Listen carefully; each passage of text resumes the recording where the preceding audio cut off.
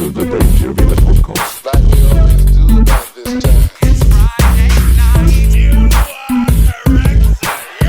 The greatest show of all time. That camera. That camera. Well, I guess that's the end of the arrow. No way. Yeah. What a piece of shit. That's the end of that. Who would have thought a $7 clapboard off of Amazon would be poorly made? Man. Yeah. What's up, boy? We got fucking Kappo back up in the crib. Yes, Back sir. up in this bitch. What's cracking, Back y'all? up in this motherfucker. That's right. That's right. Yeah, it's Cinco de Kappo. Hey, Hey. it's starting to become a tradition now. Tradition. yeah, That's what baby. I'm saying, dude. Yeah. I feel very let me think of the word right now. You know, I may or may not be a little stoned right now. But, you know, What's the word I'm I feel looking for? honored. Highest balls. I feel honored to be invited back and to have, you know, a whole episode named after me. Honestly, you're the only Mexican we know. So dude, I wouldn't be too. You know the best of the best. Then You're representing the entire culture right now, bro. Viva mi raza. That's right. No, I told you at the party though. You were like, "Well, you should come back and do it." I was like, "Yeah, the Cinco de Kappo." And here we are. Here we are. We got to get sombreros and shit though. That's why we're fucking up. I don't know if we can get away with that these days. Might Whatever. be. No. So Hell yeah, we can, dude. Fuck Definitely. yeah, I'll give you guys a fuck yeah, pass yeah, all day yeah, long. yeah, we're doing a whole Hey, man. episode about it. We get a pass. Yeah, all right. You get the pass. You know, I think we need to get the black mustaches too. Yes. Put on you guys. Yeah. Should Whatever have we shaved gotta it do. down, Yeah. trimmed it up, dyed Ponchos, this you bad gotta boy. get- Serape. Yeah, Exactly. Serape. Exactly. Hell yeah. So fucking, but it's actually Cinco de Mayo is more of an American thing. That's right. We don't. Yeah. Mexicans don't celebrate Cinco de Mayo. Yeah, it's a thing, and it's all about. I just read it literally from. I got a newsletter from History Channel talking about some nerdy shit like we were talking about, and I was like, "Oh damn!" Like I didn't really know any of this. It's all about it. Like, and the actual celebration actually comes out of Los Angeles, and it was about this fucking weird ass battle where they beat the French and fucking kicked the French out, and it stopped. It basically like stopped France from being able to support the Confederacy in the Civil War and thereby continue slavery. See, I didn't know the Yes. depths of it, but I do know Yes. that, like, if you go down to Mexico and you ask, like, you know, your average Mexican about Cinco de Mayo, they'd be like, "What the fuck is that?" You know, like we don't celebrate. And so that's why. So it's the Mexican population of, you know, it was California and whatever back then was part of Mexico. All that shit. In Los Angeles, they were basically celebrating the fact that was going to majorly help the South not win because they didn't want slavery to continue. It was a Mexican battle, Yeah. so a reason to celebrate, and white people steal it. That's right. Oh my god, That's right. Taking all the good shit. That's man! the You know what? But you know, respectfully, we let you guys It's have an it. American thing. It's awesome. It's an We feel American good. thing. You guys are eating tacos and nachos. That's right. and, That's fucking you know right. what I'm saying? And doing the Macarena, even though it's the most non-Mexican song. It's got some Spanish in it. I understand why. But no, at the end of the day, man, it's great. You know, like Shit. I'm one. I don't believe in that cultural appropriation bullshit. No, joking aside, that's ridiculous. Yeah, dude, Yeah. it's not a thing, you know. It's just those certain individuals that want to feel like they're fighting for a cause, but dude, we don't give a They're fuck. policing Does nonsense. anybody No. give a fuck? No, Like, dude. you know, if you're just Nobody doing cares the with thing, three it's people so on the different. event. So It's like, for me personally, and like so this is just in my opinion, my perspective on things was, you know, when you see people of another culture embrace your culture, I mean, in a way that should kind of make you feel like a little proud and be like, hey man, this guy has enough respect and love for something that we grew up already doing that's normal to us, and they want to be a part of that. Hey, man, fuck it, have it. You know, it's a win, dude. It's like, yeah, you got some exactly. dope Imitation shit. is We're the gonna steal sincerest said dope form shit. of flattery. Yeah, You hear exactly. that? Yeah. It's like, yeah. So yeah, all that culture shit, man, that's some BS, man. Yeah, for sure. Plus, fucking like tacos. We've already discussed this at length. Tacos are the best thing that's ever. So I heard that Mexican food, like, you know, it was like up there with like Italian, right? So let's say, well, we got the three runners: Chinese, American Chinese, right? Yeah. Italian food and Mexican food. Yeah, Like, yeah. boom. You could eat, go out to eat. Yeah. Those are your pretty much, Right. you know, Holy your triumvirate Yeah, for yeah. sure. Yeah. But yeah, at the end of the day, now they're saying that Mexican food is like the more preferred Yeah. dish amongst, you know, the population. It's also there's just so fucking much of it, dude. Dude, my wife is tired of eating tacos. I'm telling you, dude, like, shoot, I'll be like, hey, what you guys doing? Hey, man, let's make some tacos. Like, she's Dude, I like, was no. driving up Division here in town. I hadn't like, gone because the highway's been all fucked up, so I took Division all the way up through town, basically. And like, it's been a little while, you know. And it was like both sides of the road. Every fucking place was some new taco stand, and I mean, it was like I don't know, like there was one that were like clearly like hipster, like hip taco stands, and there were others that were like super authentic, you know, just like a guy making tacos. Dude, it's an invasion, man. Because like, but it's an invasion. I'm down. Hey, with. I'm okay. That's I'm what okay saying. with it. Yeah. I mean, and you know, for you know, me being on this earth for 40 years, I probably just a few years ago discovered the pupusa. Ooh. And I don't know if you guys What's tried a pupusa? Oh I my see him at the god! new spot I've been hitting on Dude. 20 Sounds like a years. sex act of It's some kind. If I'm being definitely honest. some Yeah. Karma Sutra right after you eat one of those. Gave me the dirty pupusa a couple Oh, nights ago. She was a wild one. It's some She sort of showed like- me her pupusa. Got that pupusa. It's like some sort of thing where they put the shit inside some kind of bread or something, right? So basically, yeah. It's Okay. like papoose, boom, there you just go. like Fuck there you yeah, go. dude. It's cheese, Yeah. meat. Yeah, I mean, man. I like mine with the chicharron in it, which is like Ooh. fire. But that's a Salvadorian dish. So like that's what yeah. what they're known for. Yeah. But so like we got the taco, they got the pupusa, Yeah. and I'm like really disappointed that for all these years I never had one until. Well, but if it's El Salvador or whatever, I mean, Yeah. and that's where a lot of the actual immigration and shit's actually coming from now. I mean, if you we got a lot of I got some really Yeah. close Salvadorian homies. You know what I'm Yeah. saying? I got my homie out in LA with his clothing line, Couture Clothing. Nice. Man, that's the homie. He always gets me nice and dripped out when I'm gonna go do a Nice. show or go do a Sick, man. Hey performance. man, no but- free plugs. On Nah, my bad. Hey, sorry about that. Shout out. Couture.com. Yeah, so since you mentioned it, he's now got to send us a couple of shirts. That's cool. Hey, gotta we be got done. you. I Whatever got you. yeah. Definitely. He's swagged out for Yo, sure. you hear that, Kilo? Yeah. We gotta send. You gotta send my homies a couple That's shirts. right. All right, I gotta ask my Kilo. first dipshit question of the episode. El Salvador is its own country. Yes. correct? Yep. Okay. Yep. It's our own country. Like Central America. Is it an central, a little island? further. No, it's part of the mainland of Okay. like Central Southern America area. But I gotta step my geography. yeah, game up dude, here there's for all sure. kinds of different Mexicans. You'll be surprised. I'm not joking. Anybody south of the border. No, There you but- go. Yep. So that's where a lot of our recent immigrants are coming from. When I was driving up there and I'm looking at all these taco stands, like I was saying, I was like, if this is fucking immigration, if this is what's happening, I'm down. Bring all And that every food. one of these restaurants, Hell I yeah. want to eat at every single one of these. And you got to have respect for these guys, though. Because, you know what I'm saying? Look at, I mean, they got to cross like 3-4 different borders yeah.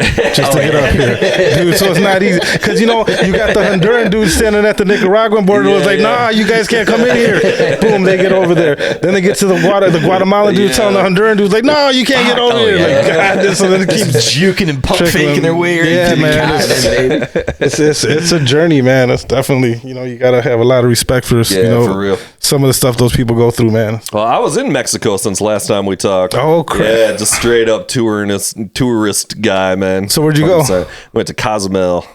Okay, yeah, I went there. I've been there. I stayed on the resort though. I Same, didn't yeah. leave the resort. I'm like, sure, I want to dude. keep my head on my shoulders. No, we left. We drove around the island. We went into town and shit. So get this. So while I was down there, I'm like, dude, I really want some like authentic Mexican tacos. You know, Yeah. they got the options on the resorts, Bro. which is cool. But I'm They're like, good. The resorts and shit's all good. but, yeah. like, So there's- I'm like, but you know, I'm like, my wife didn't really feel comfortable leaving the thing. I'm like, Yeah. all right, that's cool. The day we leave, the last day we leave, we pull out, and here's this old Mexican lady with a little shack right Yeah. outside the Yeah, that's where resort it's gate, at. just whipping up, and I'm like, Yeah, oh man. my god, you mean to tell me this lady was here this whole time? I'm like, yeah. Dude, the street food in Yeah. Mexico is fucking on point, man. Dude, It's every There were corner so many goddamn spots good. in Cozumel that were like, it's like a business on the corner, and it's like chickens on rotisseries. And there's some sort of like special rotisserie chicken they're slinging down there. So it's crazy, yeah. When I went to So- Mexico, I was like surprised to find out how much they do love rotisserie chicken Yeah. down there. Like every other spot was a chicken spot with yeah. wings I or was whatever. just like, and there was like 5 of these fucking places, and I was just like, I gotta stop at every fucking one of these things, dude. Any meat on a spigot, Yeah, I'm just down with, fucking baby. Give me a roasted chickens. gyro, give me a chicken, anything that's rotating over fire. Yeah. I just got back from Portugal. Oh, really? I was in Portugal for about a week. Fuck yeah. Me and my wife went out there for vacation, and all I gotta say is, man, European food sucks, dude. I'm sorry, man, but dude, I was, it's nothing worse than being in like a beautiful place but feeling hangry. Damn, what's the food all about in Portugal then? It's got to be sort of, I don't know. So, I mean, they had this thing called a franchise, which would look like, so I can describe it almost as like what do you call that? It's a piece of bread. It's got some type of sauce on it, and then they put an egg. It sounds like Dude, no. Oh, yeah. I know what you're talking about. Yeah, with the egg. Yeah, I was not feeling that. Nah. Finally, we get to a city, and there's a Indian guy with a chicken spot There with you fried go. chicken. We're like, hey, yo, snatch, give me a 12-piece. I'll take it. Hell yeah. For sure. Yeah, that's sick. Portugal, though, man. I'd like to get there, though. That's what they eat. On every corner, they got those. So it's like a quiche. Is like that what you're thinking a of? pastry, something like that. But I didn't try one. Kind of like a quiche. If It it's looks like pretty rad, egg if I'm in being a- honest. It looks pretty in a good. Yeah, everybody liked Pastry. it. Yeah, Croissant some sort of action, some sort. Yeah, Yeah. It just wasn't my cup of tea. I mean, like, I would eat like one of those, but I need like, what's the like? That's like some kind of appetizer. Well, I guess they or got a something. really good chicken, but I never came across it. So it's like, I don't know. Chicken in Portugal's got to be bullshit, dude. so we tried it. We just ordered the burgers every time we went to a place. Let's get American food, you know? Dude, the one time I was Burger fries. disappointed though because they gave me a burger with an actual piece of ham on it, and I'm like, dude, it's literally a hamburger. And I was like, I'm sorry, guys. Like, we don't know what this is. Dude. Yeah. Meats on meats on meats, baby. Yeah, Portugal, though, would be the shit. And fucking, did you just stay there? Did you go to Spain and all or anything? Well, we just for a layover in Spain, we didn't stay in there. But Yeah, you probably fly in. Yeah, we went to a couple cities in Portugal, but dude, it's beautiful out there, man. Like, I mean, Europe is like so culturally different too, and just the makeup of the cities and stuff. It was what are the cities in Portugal again? so. We went to Porto, and then the other big one is called Lisbon. Lisbon. Yeah, that's where. Yeah, so we stayed in Porto and then took a train to Lisbon and stayed in Lisbon for a night too. Yeah. And came back to Porto. How's the beach game down there? The beach So- has got to be pretty awesome. We went and they had like a lot of piers. Yeah. Like, so I didn't really see much of like a beach where people were laid up There on we the go. beach. Yeah. But they definitely had like a lot of areas that was waterfront. You can walk up there and just kind of hang out and That's chill. rad. But yeah, definitely a beautiful country. I think Portugal the name comes from the Holy Grail. Did you know this? You guys are dropping some knowledge. No, on Man, me. dude. What's the kind of it research means- you bring to the table? It here? means Baby. like basically means port of Grail, the port of which is all part of the like crazy fucking Tom Hanks movie. Oh, Da Vinci Code. Oh, okay, yeah, hey, it's like Da Vinci Code shit, or like like why is this called Portugal? Obviously, nobody knows what happened to the Holy Grail or if it was even real, But like, why is this place called the Port of the Grail? Meaning it left from here and then went to fucking North America. or Seems pretty whatever. self-explanatory. Yeah. Yeah, dude. No, yeah, it's a beautiful country though. Definitely. Yeah. Sick.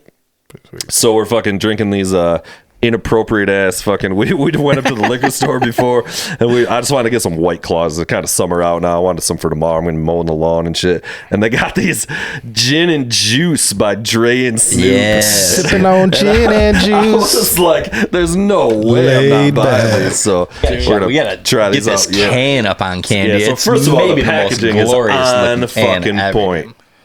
Tell It's me for that's this not on point, lowrider. bro. Dude. This lowrider. I got the passion fruit kind. The Parental packaging's sick. advisory on there. That's fucking Pretty hilarious classy, too, man. Very, very West Coast vibe on the package. Explicit content.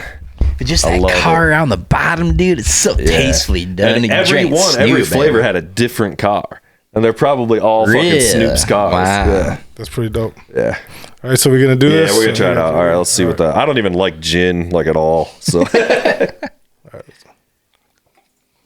are you not having To one? get a little Yeah. stickle of this one here. It's not bad. I'm It's already pretty good. double No, fisted. no, I mean it's not disgusting. No, it's pretty much just some kind of fucking Truly or whatever. Yeah. good. Yep, Snoop. I mean, it's not great. Dr. Dre, If I'm being honest. you did it again. Indeed. Coming with those bangers. Did you see fucking Eminem's putting out that new record. Did you see the Man, promo for the new record though that he did? So since I heard that came on, I'm gonna be honest, I went back and started listening to so I went back to like the Eminem show. Yeah. Just going through a few songs on there, and then I can stand to do that. It's been a long time since I heard any of that shit. and then what is it, the ones, so like Revival, I never gave it a chance. I'd be 100% honest. I liked it. Everybody hated never on it so I found a much. couple of songs on there too that I was like, oh well, thought I it was was cool. surprised. Yeah. But like, yeah, I don't know, I slept on Eminem for a long time, you know, the later years. Obviously when he dropped the Kamikaze, I was like, oh shit, Yeah, that's pretty when. cool. Yeah, that era, basically after Revival, like Kamikaze, the new shit he's been doing. It's like it's better than, I like this better than anything he's ever done. Yeah. You know, like the modern Eminem.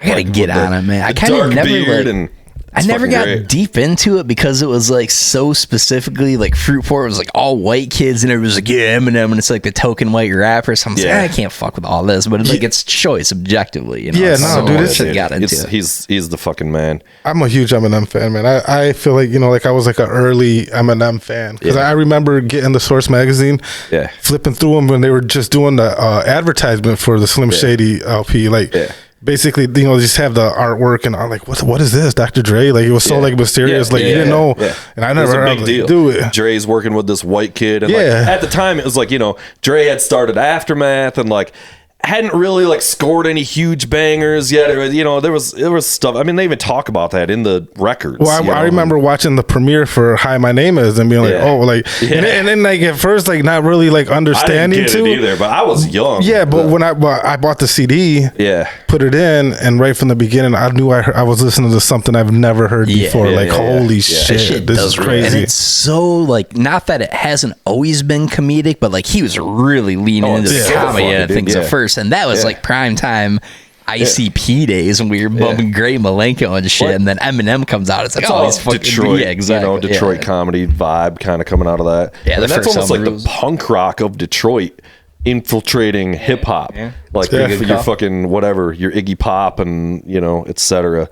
Like it's kind of You're Iggy Pop and so yeah. It was some- Iggy Pop and others. it was definitely something different than what was like, you know, like go with the Nas and, you know what I'm saying, Yeah. Jay-Z at the time. With what they were doing, it was like, man, like, whoa. Yeah, it's just Detroit. It's just a different thing. But then, you know, doing it with Dr. Dre, just like, it was just, I remember I was like really into 9 Inch Nails, which I still love 9 Inch Nails at that time. And he has that line in that song, do you want to see me run 9 Inch Nails? So And I thought it was for some reason, like, I was in the 6th grade and I thought he was like ripping on 9 Inch Nails or something. And like, it's not at all. It's just like like at that time. You were I in was 6th like, grade when that came out? Pretty sure, man. No, dude. 6th or 7th grade. They had to been like 99. Yeah, I was gonna say. I feel Yeah, it was, you had to more been, like, 7th or freshman, 8th grade. sophomore, All right, something all right, like maybe that. 8th grade or Yeah. something. Yeah, okay. That's about right. That's about right, yeah. 7th grade. How'd you get your hands on Eminem album at 6? Oh, it would. I saw White Zombie when I was in. Okay, so it would because I saw White Zombie when I was in the 6th grade, and that's way more fucked up than anything Eminem ever did. Yeah, I remember. I remember White Zombie when I was in middle school. Maybe not. I don't know. Yeah. You know, last Friday, by the way, was the 30th anniversary of the first Outkast album. 30 fucking years for Yeah, those yeah. guys. Man, you know, and that's the crazy thing is I never really got big into Outkast. Yeah, I don't know. I mean, like they had those- some songs that I like. Yeah. and I can't. I mean, even now, like some of the shit that Andre 3000 did on the Hay and Yeah. all that stuff. Like, man, that's like great music. But like, I never really. Yeah. I don't know why it just never really connected with me Right, like right. very much. Same. It was for me. It was like my older brother and some of his friends like had those records, so they were just kind of around. But I never really like, especially at that time, was like jamming them. Yeah. You know, like I wasn't throwing on the record. and, The like, southern rap I was listen jamming to was the hell like out of it. Master P and you know Yeah. like all those 8-Ball, Yeah. MJG, those guys. were, Right. like- 8-Ball and MJG had some Dude. fucking bangers back in the day. I forget too, about man. some of those guys sometimes, and I'll come across a song and be Right. like, "Oh shit, Were man!" those guys out in New Orleans? I Was think, was No Limit like a New Orleans? yeah, thing? no Limit was out of New Orleans, Yeah. along with Cash Money, Yeah. and they Okay. never worked with each other. Yeah. All those years that they were, you know, even like the levels that they got, I never can worked see with each that. other. Yeah. It's real East Side, Egos and West shit at Side, that Crips time. and Yeah, Blood yeah, situation yeah. going on. Love me some Cash Money though, dude. I always had a soft spot for Cash Money. That first Juvenile record. Oh, dude, man, 400 degrees, yeah, I'll still yeah. throw that thing in every now and then. Fucking slaps. That shit's awesome. That's probably got to be one of my top 10 favorite albums. Speaking of Southern rap, I just saw Ludacris is gonna be at the fucking Allegan Fair. Really? Oh shit! Gotta go catch some Hold on, Ludacris. was it Nelly shit. supposed to be there last year and he like bailed out? Yeah, something Something that shit like shit. that. He didn't show up. Or I got something. faith in Luda though. He'll show That's up. pretty yeah. funny. Pull up. Luda also gonna bail. Just go nah. Now Yeah, we should go Luda puts asses in the Look at seat for sure. tractors dude. and Hey, fucking like gotta be done. prize cows and shit. Allegan State Fair. Judging pigs.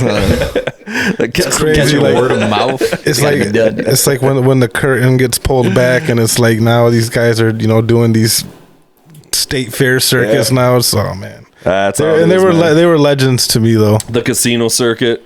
I mean, that's just how that fucking kind of thing goes. I mean, I just saw, this is a nice little segue here. I just saw fucking Maynard from Tool, is my favorite guy, doing his 60th birthday party tour. Oh shit! Yeah, have you heard about that shit? No. It's called Sesanta, which I believe is a Spanish word for 60th birthday or something like that. So a little bit of Sesanta. tie in there. You ever hear that? Sesanta? No, I didn't. Okay, so maybe not. It's something like that though. It's something like a 60th birthday celebration. Oh, 60. Sesanta. 60. Yeah. Okay. I had to think about it for a minute. Yeah. No. Maybe if I didn't say it quite so white, Yeah. No, but all right. So I just caught this shit last night. It was in Detroit at Pine Knob, which I Dope, fucking love dope. Pine Knob. I got the T-shirt. Sesanta. He's 60 years old already. He's 60. Holy and shit. He's doing this whole tour where it's fucking A Perfect Circle, his band, Pussifer, his other band, and Primus. And they do. So he just did a whole tour, just all his other bands Yeah, together, and just put it on the basically, bill. yeah. That's pretty It dope. would've been fucking Hell yeah. Evening with Yeah, Maynard. if it was fucking with Tool instead of Primus, you The know. trifecta. like, So are these that would- bands like each band that he is in is like the music different? Like Yeah, or is it and it's lots. with a Perfect Circle and Pussifer. To be honest, it's merging pretty. It's getting pretty merged. I Yeah. won't lie to you. Pussifer is more electronic, and A Perfect Circle is more like rock. But at this point, and it's like kind of like the same backing band, and that's part of the way they could kind of do this tour and whatever. pretty interesting. But the way that it was doing it, though, it wasn't like one band, then another band, then another band. It's all three bands are on stage at the same time. Oh, And shit. they all play 3 songs. So it'll be like 3 Perfect Circle songs, and then 3 Pussifer songs, then 3 Primus songs. and it goes like I didn't know they were doing that. Yeah, and nobody leaves the stage. They got couches up here. Are they just chilling? And when he's they're a not vocalist. playing? Is he the Yeah. vocalist? He's the singer. So Yeah, then he's yeah. like, all right, I'm with these guys right now. We're Yes. doing these songs, Yep. and then boom, hop over. Damn, that's Yeah. pretty sweet. It's Yeah, that's fucking dope. amazing. That's crazy. I've never heard of anything It like was Is there that. a Maynard costume change between the he was, bands? No, he was looking good in his fucking black suit and the gold mohawk. That's a good look. Dude, it was like, I've seen many concerts, and honestly, this is top. I could for sure say it's top 5. I mean, dude, that sounds like a very creative idea, Yeah. though. Like I would have never thought that. And he's my favorite guy. He's my number 1 vocalist. Dude, kind of my imagine if number one more artist. bands did shit like that, Yeah. though, bro. Like, Yeah. instead of having all these separate stages, all 3 of us Yeah. on stage, we're going to Yeah, rock out for exactly. 20 minutes. Now your turn. And Yeah. then That's boom. fun, It was dude. that'd be Just switch it crazy. up and And shit. so other people would be playing like there was 3 drum sets. So like another drummer would come out and like play a thing, or like whatever, like Les Claypool's fucking singing backup on some other shit, or like the girl from Pussifer singing on the harmonies on their Perfect Circle song, so it was just very. You just had kinda a like- whole ensemble Yep. then. That's Yep. fucking Huge. dope. Yeah, there was probably at the end, like on the final song, there was probably like 12 people on stage or something like that. One of the fucking things that sucked is this drummer. His name is Josh Freeze, and he's one of my favorite drummers. He was the drummer for A Perfect Circle. He's now the new drummer for the Foo Fighters, and so it's a big deal in the rock world. Yeah. But he's been played with everybody or whatever. Haven't seen him in forever, and he was on this tour. Fucking leaves the tour like 2 shows before the end to go back with the Foo Fighters. So did not get That's to a catch kick to the Josh balls, dude. Freeze. Yeah, it's a So, bummer. so when these drummers, like, what? Obviously, they're like the backbone of the fucking track, right? Yeah. But like, what are they bringing when they join these bands that already have material? Like, do they do their own take on the drums? It's usually or? a little of both. So it's like a guy like Josh Freeze who's played with everybody from Sting to Weezer to whatever. He's like he's on like literally 500 records. He's like a Jeez, studio drummer.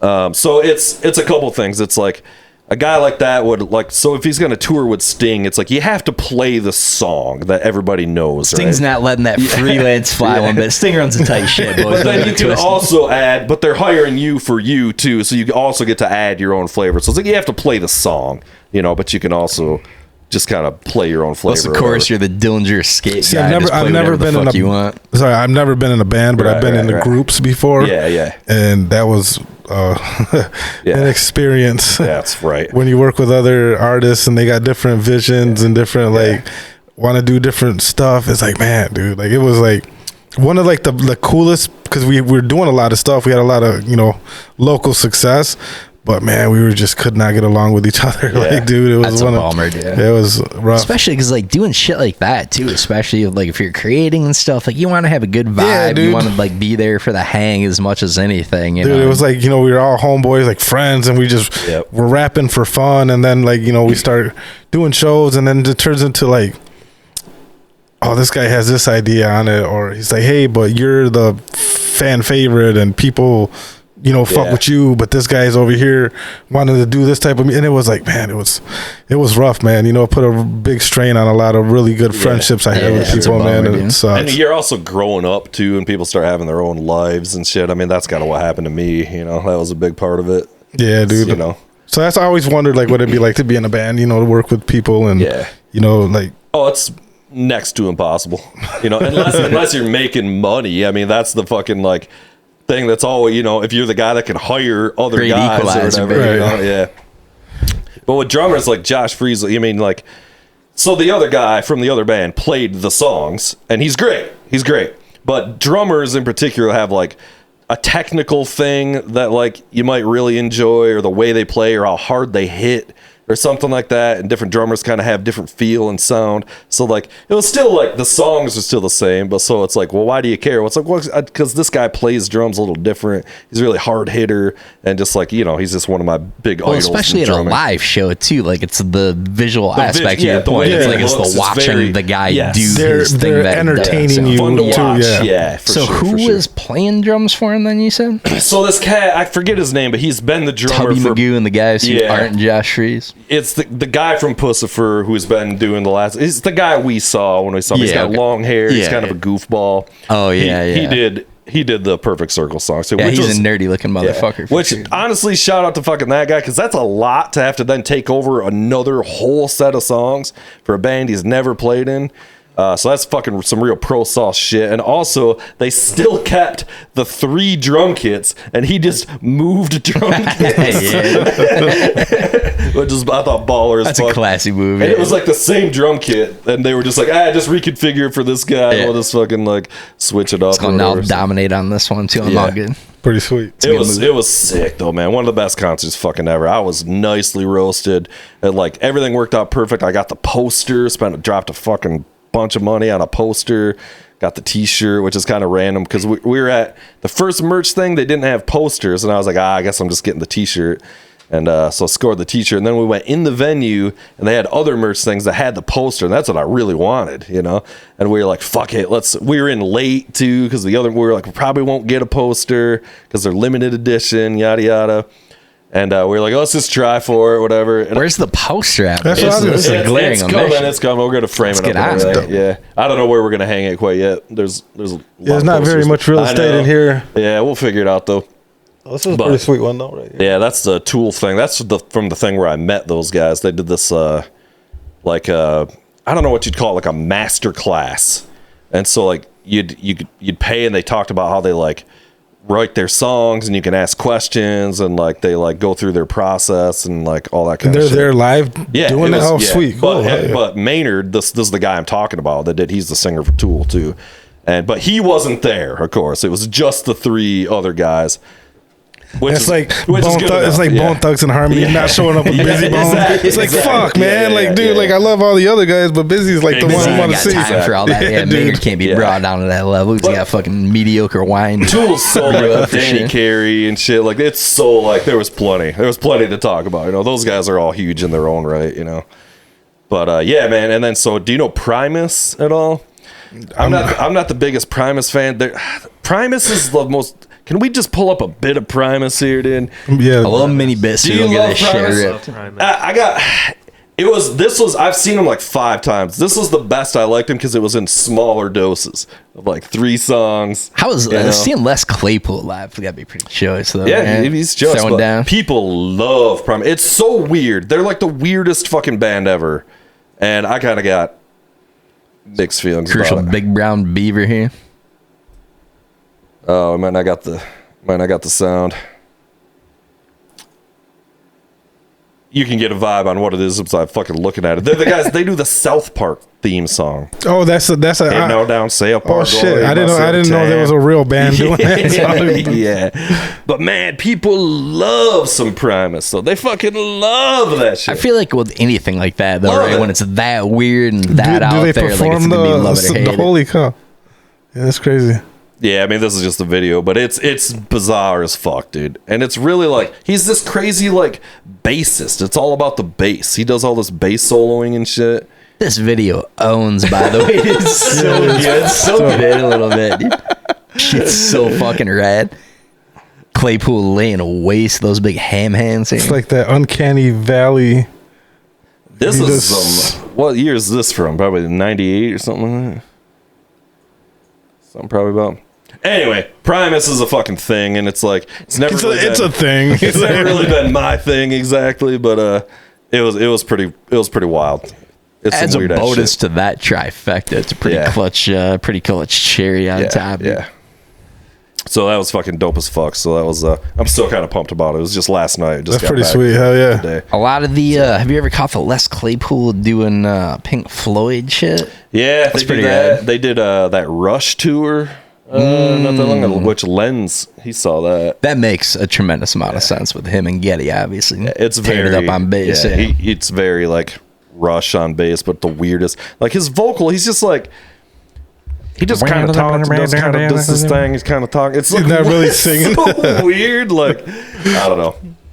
But fucking not to keep going off about it, but I did want to say too, fucking Maynard, the singer of these fucking guys, he's 60. His voice is like better than ever. He's just unbelievable. That's pretty awesome. 60 years old and still rocking out Dude, and like- performing, dude. Yeah. It's like, man. Performing with multiple bands. I'd get like so anxious if I had to go do a show right now. I'm like, man, dude, I'm forget my words. He's from fucking West Michigan here too. Oh, really? Yeah, he was from Scottville or whatever. What is it? Scottville originally, Yeah, and and then then GR for a Came to little bit. GR for college for a little bit and whatever. Yeah, that's pretty crazy. He's big into like you have to be to do that, right? Like to sing and do that much shit. Like you got to be kind of in shape so Oh, you yeah. don't fucking Yeah. fall apart. At 60 He's, like, years big old. into Brazilian and how jiu-jitsu long was and the shit. show? How long was the? The show was pushing 3 hours. It was Holy 3 acts. fuck. There was intermissions, you know. Dude. But when you're taking a break when you're letting Primus play for 25 minutes or something like or so. But either way, I mean he's still out there touring constantly. Dude, even with though all a those bands. fucking 30-minute Yeah. set is grueling. It's Yeah. like, I wonder if it's like And better than more ever. or less taxing to do just a chunk of songs rather than like all of them. Do you know what I mean? Because you're kind of like you got to Yeah, you get a stay break. in that mindset. You get a break. No, but you also, get like, with vocals. kinda You doing get, his thing, you get yeah. a break, and you're still like he was still like out on stage, and like, it's still like the Maynard it show.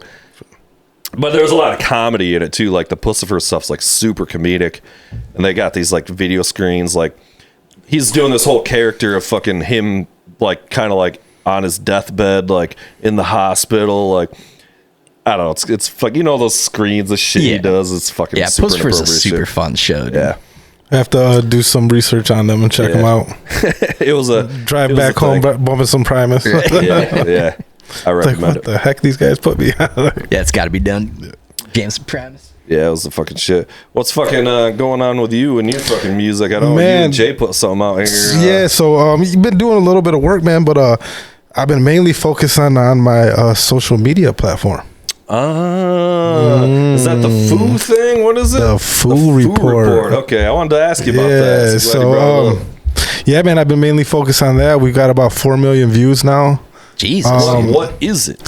So the Foo Report. All right, let me break it down real quick. Basically, we just do commentary on like Chicano street culture. Okay.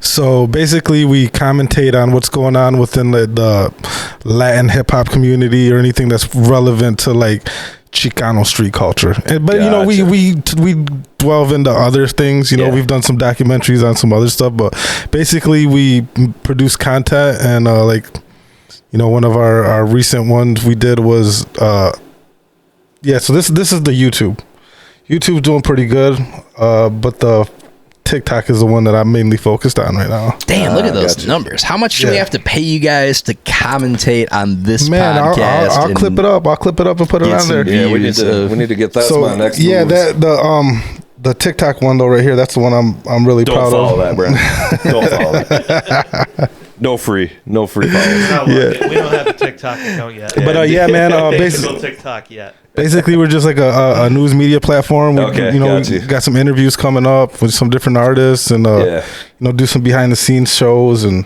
what's the food? Why is it food? So it's kind of funny. It's almost just like a parody word. And when we talk to each other, right, the Hispanic community, I would say basically like the Mexican Americans, we refer to each other as fool. Like what's up, fool? Yeah, what's up, fool? Yeah, okay, yeah. But without the L. Yeah. So it's fool. What's up, fool? I'm not that out of the loop. No, yeah. I just didn't know if that's why. So that's why we call it the Foo Report. Yeah. So it's like the Foo Fighters. That's UFO lore, you know, very different, you know. But so basically just the Foo Report. There's a lot of them though. It's like the Foo community. Yeah. There's Florida Fools, you know what I'm saying? Texas Fools, and you know, all these people. But we just happen to be one of the like more faster growing media platform. So sick. Pretty proud of that. Right there. I've seen it. I've seen you, but I wasn't quite sure what it was. Yeah. So I mean, dude, it's basically like TMZ. You know, gotcha. Like, so okay. So you know, we'll do you know, maybe some like behind the scene thing that happened, or you know, we might get some information on some beef that's brewing between some rappers, and we'll put that out there and kind of, you know, give our little take on it and our little spin on it and stuff like that. You ever get to any of those Chicano like car shows? Yeah, dude, I've done them before. I've performed at them, man. Like one of the ones I performed in one in Chicago with Do or Die. It was like, man, that was like one like my like, wow, dude, I made it. You know, that's badass, like to me, like that's like how I felt like I made it when I'm like, man, I used to listen to Poe Pimpin', you know, like riding around like, do you want to ride in the backseat of my caddy? And I'm standing next to these guys, and they're like, hey, what's up, man? We should do a song together. I'm that's like, awesome. Fuck yeah, dude. So yeah, man, the car shows are crazy, man. Car shows are pretty sweet. Yeah, I'd love to go to one of those and fucking bring the grande down there, bro. Dude. I got a couple of classic cars, but they don't fit in the Chicano scene. Hey, bro, as long as it's classic, man, that's all it's about, bro. You know what I'm saying? You go to those lowrider shows, and they're definitely a different variety of stuff. I got one. I just brought one of them back. I'll show it to you after the. Sweet. I think I seen the back of one in the garage when I was walking up. Yeah. Yeah, no, man, that's been like my main focus. That's kind of what, you know, I'm getting to the point where, like, man, for years I did music, and I made a lot of networks and connections with people. Yeah. That, you know, I kind of got burnt out when we did our last tour. We did a few dates down in Texas, and after traveling and getting back, I was like, man, I don't know. Traveling's hard. Traveling was hard, and I was like, man, I didn't really feel it no more, you know, like I didn't feel the vibe, and then you know, the hunger. Yeah, so then I was like, you know what, I'm gonna take a little time off. I'm gonna focus on something else where I can still be part of it, and still get my take on it, and be you know, affiliated with the music scene, and you know, it's like I'm happy. You know? It's still like a creative outlet, though. Like it's a different mechanism or whatever. But and then now it's like, man, there's so many young artists coming out now. I can't keep up with these guys. They're shooting a video every week. They freaking spending thousands of dollars on outfits and stuff like that. I was like, oh man, I got mortgage to pay. Also, what's the deal with? Go ahead. What's the deal with TikTok? Did it get banned? So I don't know the whole thing, and that's kind of like what's kind of a bummer to me is like. I got this growth right here since December. Yeah. So before in December I was at like 22,000 followers, and I started putting these videos together, and I kind of like learned the algorithm. I like, this works. Oh, when I do this works. So then I started applying to it, and next thing you know, it just took off, and I'm like, oh shit. You like to work on this show and figure that out. Hey, we'll talk offline. You know, I got some pointers and tips and like some ideas. I mean, like even with our buddy Jay. You know, he got the Metal Maniacs podcast, and if you look at some of the ones that he's got some pretty, you know, substantial views on it, I kind of like, hey man, try a couple of these things. I'm not taking credit for like his views, but he's like, hey you man, should definitely take He's her. like, hey man, I tried a couple of these things out and they work. That's my boy though, man. Shouts out to the Metal I Maniacs was gonna podcast. hit him up and see if he wanted to come out tonight, but he's doing a big show tomorrow. Yeah, I'm actually gonna go to that show. Are you going? Yeah, I'm definitely gonna.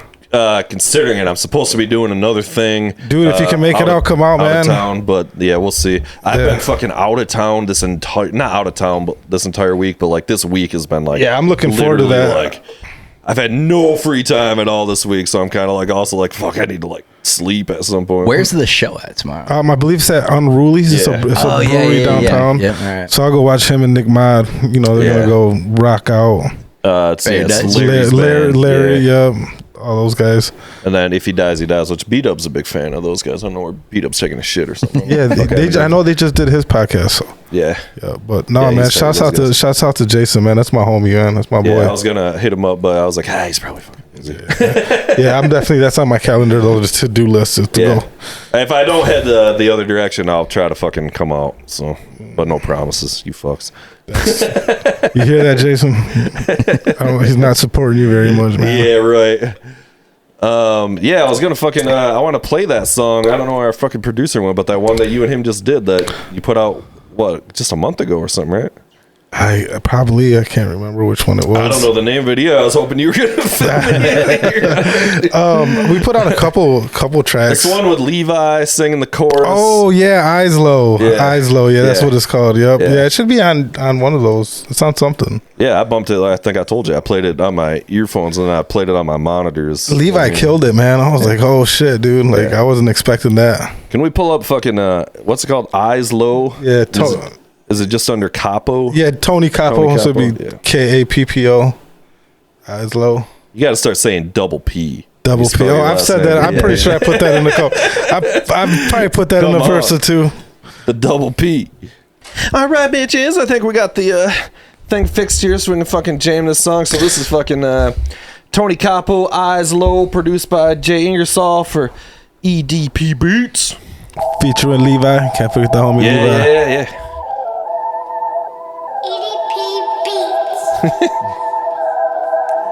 That's the best tag in the world. Yo, I paint a perfect picture, putting product in a plastic bag. Oh, Shaving up yeah. these ounces, trying to get the shit I never had. Had to put in work, did some dirt you'll never understand. Understand the game, moving silence, don't expose the plan. Planning on these missions, case these cowards try to test my hand. Hand on my pistola, I'll pop you, then drop a roller. Roll another Lenyo, I'm smoking until it's over. Over all this bullshit, don't test me, I'm never sober. Sober for these putos, I told you I never fall off. Off the lean and perks, you vatos forget you all soft. I bet this shit and just I'm dropping bangs, these little dude. bitches. Just until you get the Bitches on my subs line, going, too dude. busy It is clocking a my trunk riches. rambler. Bitches. Let it sing to you. Let it sing to you. Let it sing to you. Come on. Come on. Let's go. Let's go. So high, got my eyes so staring at the stars and see the sky glow. How we live fast, but we die slow. Money, drugs, and murder, that's all I know. That's all I know. So high, got my eyes so staring at the stars and see the sky glow. How we live fast, but we die slow. Money, drugs, and murder, that's all I know. These vatos really tripping, they thinking they go the hardest in the mitten. I'm doing my thing regardless Yes, the sir. situation. I'm facing these putos head on a swivel. They hoping to see me dead and gone. Going off the liquor, tequila, all in my cup. All in my cup. The rappers hating, I really don't give a fuck. Fuck it, I'ma bring it. You putos best give it up. Early in the morning, still grinding to get these bucks. Buck shots leave you leaking. These vatos can't be with us. SK Mob, that's a squad. You putos ain't deep as us. Thoroughbred from the Midwest, my cuete ready to bust. In the mob and on these buses, my label notorious. SK Mob. That shit's a banger, dude. Shout out to Jay. How we live fast, but we die slow. Money, drugs, and murder, that's all I know. I be so high, got my eyes so staring Huge at the chorus stars, right see the here, sky glow. How we I live wish. fast, I but we wish. die slow. Money, drugs, and murder, that's all I know. Yeah. That's I it. think it's one of my favorite Jay beats. Exit door. Hey man, he went crazy on that one. Yeah, I like when he's the darker shit. No, that's Levi. What's his name? Levi Paltrow. Yeah, Levi Partro or Parslow. Paltrow or something. Yeah. You might know him. Yeah. Jason was in. Yeah. Yes. The 8th in Amsterdam. Yes, I think so. Yeah. Yeah, man, he sung on a couple other songs for Jay, and I heard him, and we were working on that one, and I mean, even that, like, me and Jay probably got a freaking bunch more songs that we still haven't released together. Yeah. And I was sitting there, and I was like, hey, man, I really want to put that out. Let's see if we can get somebody on the hook. Yeah. And Levi came through, Sick. laced it up. I was like, man, dope. Hell yeah. Yeah, keep putting them together. It's fun Man, when they come out. Dude, this new one that I'm working on, though, like, this new one, I'm really excited for people to hear it, though, man. It's freaking dope. Yeah. It's a little different from a lot of the stuff I did before because a lot of the instruments are live instruments. Oh, sick. Man, Yeah. it's crazy, That's man. badass, man. Yeah, I'm working with a producer out of Fenville. No, not Fenville. He's from Zealand. I'm sorry. He's Those are totally different places. Yeah. Hey, both small little towns, but no, he's out of Zealand, and man, he's talented. He plays the guitar, plays the bass. Nice. He can read music. It's like, I don't know what the fuck is wrong with that guy. He knows his shit, and he actually produced my first album in 2006, and we kind of were lost touch for a long time, and he was doing his thing, and I was on some other stuff, and we recently got together. We're like 12 songs into this new project. It's fucking dope. Sweet. Crazy. Are you working with Jay on the beats and stuff too, or is he totally cooking that up? So and you just- that beat right there, Jay made that beat, like Okay. 100% credit. But a handful of the more recent material that we released, I would kind of come up with the loop and idea. Yeah. But then Jay's so good with the mixing and just hey, oh man, these drums sound better than these ones, and hey, let's try these hi hats, and Right. I'll give him the idea, but then I give 100% credit to Jay making it the final product because he puts his little touch on it, and it's like, dude, it's night and day. That's cool that you can work like that too, Dude, and it's but, kind of like here directionally is what I'm thinking. Now fucking do your thing. So man. it kind of it beats the let me go through your beats phase. It's more like, hey, I can. No, it's way better. To I can have come a up with the if you got tempo. a song idea. Yeah. Start with your song idea. Exactly. 100%. Yeah. I don't.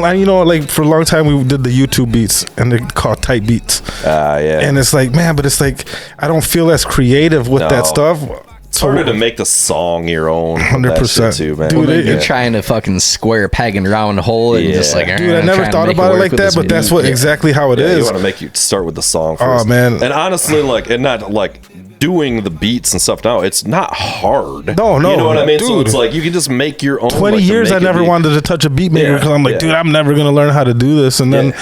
when COVID hit, I'm sitting in the house and I have all the equipment and shit there, and I'm like, fuck it, put on a YouTube tutorial. All right, how do I do this? There's And I'm like, nothing oh to- shit, the dude. Like, barrier Yeah, to entry dude. to making pop music, whether it be hip hop or anything that's all electronic. dude, I was in there based, making like, techno it's 80 nothing. beats. Like, oh, dude, I You felt can like do I it, was like You new literally wave. do it Got some with Depeche this. Mode shit going That's on. what this is, and it's just this and samples and beautiful. The computer does all the work. Well, I was surprised to find out that like a lot of the producers that I thought were like freaking in there like programming the sound, that they were all looping shit and like sampling stuff, and like and I'm like, dude, I thought these guys were making this shit. I was like, fuck, I can do that. That's And, kind of both. I mean, it's yeah. like No. Yeah, I know that. And there's the guys that will program like every song and melody and stuff like that. But when I kind of seen like some of the producers that like I really respected and I knew they were doing that, I was like, oh shit. Yeah. It's not. There's like the pride of ownership aspect to having the beat, right? It's not like, it's some fucking thing right out the box. Yeah, I and just leased put this it beat down. for It's like 25 bucks. That Right. whole thing, man. Nah. Yeah. I get the beat makers doing it from their side, but like if you're an artist actually if you got actual rhymes and you're trying to make real songs, like you need to have somebody Make like your doing song, beats, don't yeah. just And that's how I fucking feel do some with- shit to with- somebody else's stuff. With the live instruments though, like it feels so much more like, bro, like I want to play that back because I like the way I can hear how his fucking pick is strumming on the strings, and it's like, oh, I hear his fingers sliding up and down the fucking. What type of instruments are you guys doing? So live he's for? got a lot of guitar on it. Okay. A lot of guitar. He did some bass on it, and then all the drums are digital. Yeah. So the drums are digital, but like he's literally like, and I'm listening to these mixes with him, right? And I'm thinking the whole time like he sampled these beats until he starts breaking down the stems. He's like, oh, here, this is when I did this with this. I was like, what the fuck, dude? Like, oh shit! Like I'm like so much more respect for him as like a musician. Like, dude, like So then with him making it like, oh, I made this specifically with you in mind, I will take that. And he knows me so well as far as my style. It's like, it's just so natural to write these songs. And I feel like, man, this material, you know, I mean, I like everything I've put out, but this stuff right here is just like one of those things where you're like, man, I'm so proud of this. Like I got something that's really like organic and something new, fresh sound. You get excited about, and that's what it is too. Sound, it's fresh, something different. And it kind of got me more of the like I want to say more like of a psycho, not psycho realm because they're part of it, but you'd be more familiar with like Cypress Hill. Yeah, okay. Like more of that kind of darker tone, rap, hip hop, boom bap beats, but not so like generic boom bap. Dude, it's crazy, man. Like I'm like, once I get it, I mean, I'll shoot you guys some, you know, pre-mixes so you can tell me what you guys think. For sure, man. Definitely excited about I'll be putting it out before. And I think you being an art. Well, that's the thing too. Is like I want to put it out, but I don't know how I want to put it out. I don't know if I want to do like a full album or do an EP or maybe drop some singles. It's like, man, I'm kind of like. I hear that. I'm in that phase with a bunch of shit right now. Or usually I'm like, man, just drop it. But this one I'm like, man, I want it to be special. You know, like, put it out. Like, maybe put even if it's not to anybody else, I want it to be special to me. Like, bro, dude. Like, Ultimately, sick, like you want to get done and look back and be like, yeah, this shit was fucking badass. You know, I mean, kind of like I feel like like almost like a full circle with, you know, my hip hop career, if you want to call it that. For, you know, I started with this producer and we, you know, it helped me, you know, build a lot of opportunities from that one project I did with him. Right. And then to do this last, you know, I don't know if it's my last project, but this one that I'm really putting a lot of like, I would say, what's the word? Like more like experimenting with stuff. And, you know, trying to be more creative. You know, like not just like rap and you know do the trap rap. You know, everybody does that shit. Exactly. Like, I'm like, dude, I want to make a fucking. There's plenty of that out there. Yeah, dude. Like, and it's really dark. I like it. It's really dark, man. And bringing rock influence, bringing all kinds of whatever influences you want. How are you writing your stuff? Like, are you sitting down and putting pen to paper and like actively taking time? Is it just like shit coming to you and you kind of jot it down as it flows in naturally? Or like, how are you doing all that? So it's crazy. You know, I came here with Caesar, right? And Caesar got a whole different genre of music than I did, but we were always close growing up, and you know, he exposed me to a lot of rock and a lot of metal stuff that I would have never known about. Yeah, and I ended up liking. But one time he told me, because I was reading some lyrics, and like metal lyrics are so different. Metal lyrics are so different than rap lyrics, right? And so I'm reading them, and I'm like, you know, how do you come up with this stuff? Like, how do you know, like, what are you talking about? You know, basically. And he's like, I never forced myself to write. And I was a teenager at the time, and I always kept that in my mind. It was like, oh, don't force yourself to be creative. So I'd throw the beat on, you know, spark up a little ganja, and then just vibe. And then a lot of me, I got inspired off of other rappers. Yeah. So like if I heard a Big Pun verse and he just said some crazy shit, I'm like, fuck, I want to go rap now. Like, oh shit, I want to rap. And like, you know, it kind of like I'll throw on a beat and I'll just get in the zone. And it's crazy because like I would be like, what the fuck? How am I gonna build this? And it just starts with the first two bars. Yeah. And then once you got the first two bars, the rest of it, and you know, and then you never know where you're gonna go with it. Sometimes it's like, it's like boom, you're adding another piece to it, and it's like, oh shit, now I'm going this way with it. Now it's like, boom. Dude, I gotta say, I kind of slept on Big Pun back in the day because, you know, like Don't Want to Be a Player was fucking everywhere. And like that song, a great song, but just fucking played to high hell. And, you know, you hear one thing so much, it's like, I can't do it anymore. And that was like the only shit you heard. And I was just like, I'll kind of do the top 100 rap albums of all time or whatever and try and catch some new shit I haven't caught. Doing that Big Pun album, dude, that shit. Bro, if you listen to that back, banger, dude, he's a bad man. Really he's a bad man, dude. Lyrically, I mean, I think he would have surpassed everybody, and he just, you know, obviously he died very young age. But man, he had a big impact. But see, man, like I was fortunate. Like it's crazy because all my exposure to rap was through my white friends. Right? Swear to God, like. The exact source you want to go to for rap knowledge. Dude, they put me, but you know, I fuck it. It's true though, because they knew. Have you heard of Outkast? He comes. One of them pulls up to my house, and he's like, "Hey man, you ever heard of Bone?" I'm like, "Bone? Like who is that?" Yeah. I'm thinking it's a guy. He's like, "No, Bone. They're a group." I'm like, man, all right, come on. So we go out to his car. And this is back in the day when we put speakers in our trunks, right? Yeah. So this guy had some little jerry rig box he put together with like 112 kicker in it, like fucking the amp going out every fucking. So he's like, "Hey, come check it out." Played Bone Thugs, and I was like, immediately, I fell in love with Bone Thugs. Like I needed everything they did. Like dude, I went searching and I was like, holy fuck. Speaking of dark tunes and dark beats, that first Bone album, especially the Faces of Death. Oh my god, dude. Like it is haunting shit. You throw that in, it's like, oh my god, this is horrible. Like, am I grown up enough to listen to this? Like, this is intense, man. It's fucking awesome. Didn't the dude from NWA produce a bunch of that shit? So this is the story. They're from Cleveland, right? Yeah.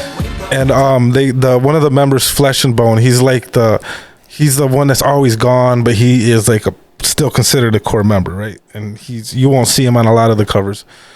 But Flesh and Bone went to California and was like, hey, out there rapping. He's like, hey, you guys come out here. We're gonna go meet up with Tone Loc.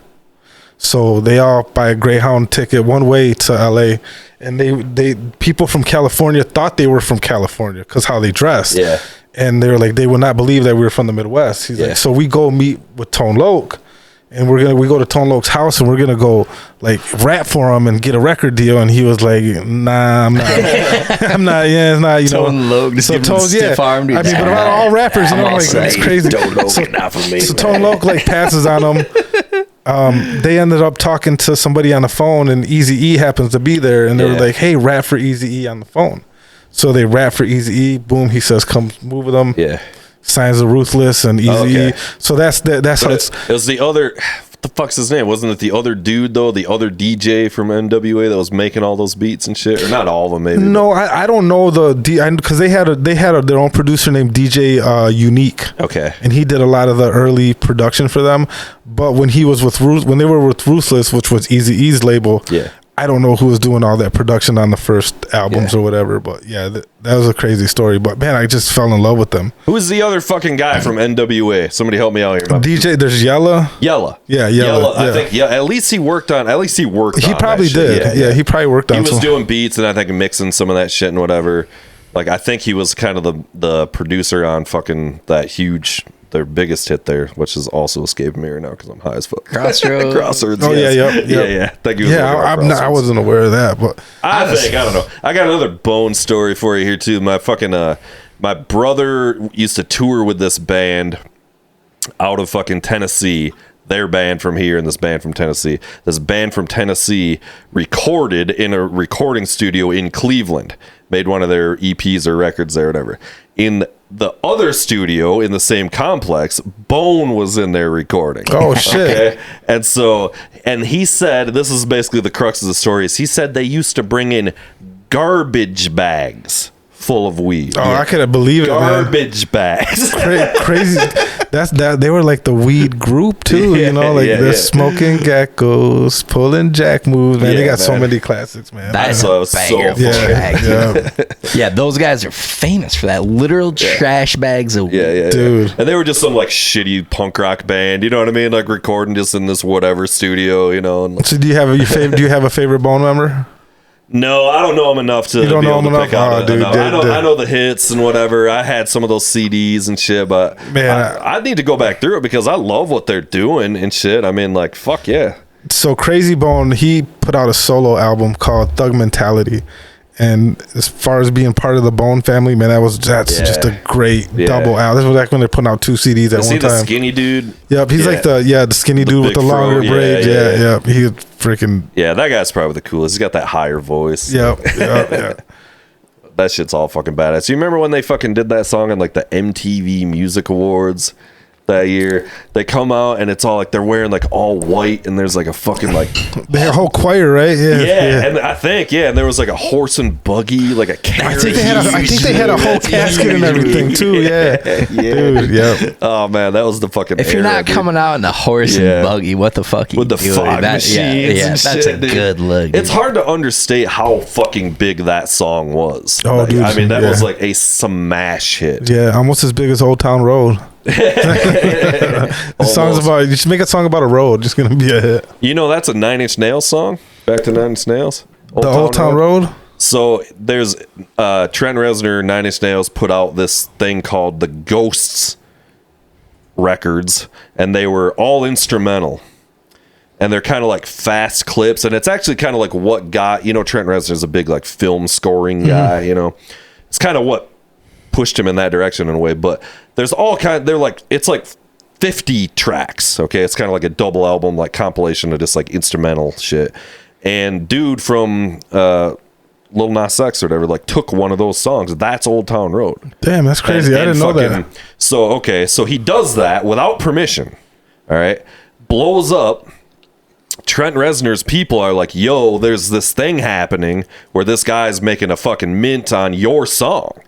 And Trent Reznor goes, you can do whatever you have to do to protect me on my end for copyright and whatever, but he's like, don't stop this. Like, don't, it's fine. It's just some random track that he made, Wow. So, Good on Reznor, I know, by the way, that's not what I'm giving a saying. fuck. He's like, man, that's my throwaway shit. He's like, you can have that. He's like, this is sick. He's like, this is what I want. Do this. That's to this crazy. song. Heck yeah. So, I mean, I never knew that though. That's freaking. So between that and then the Johnny Cash song "Hurt" is a Nine Inch Nails song. Yeah, I knew. I was aware of that. Right. Johnny Cash had that huge hit with it later, right? So they gave him permission to do that. So that was all like arranged. Yeah. No, that was Rick Rubin, the producer, put all that together. Yeah. But the point is that this fucking industrial metal guy has like 2 country music awards from both the Lil Nas X thing and the fucking the Hurt thing. So that's crazy. It's just hilarious. He's like, yeah, I got country awards too. That's all dominant.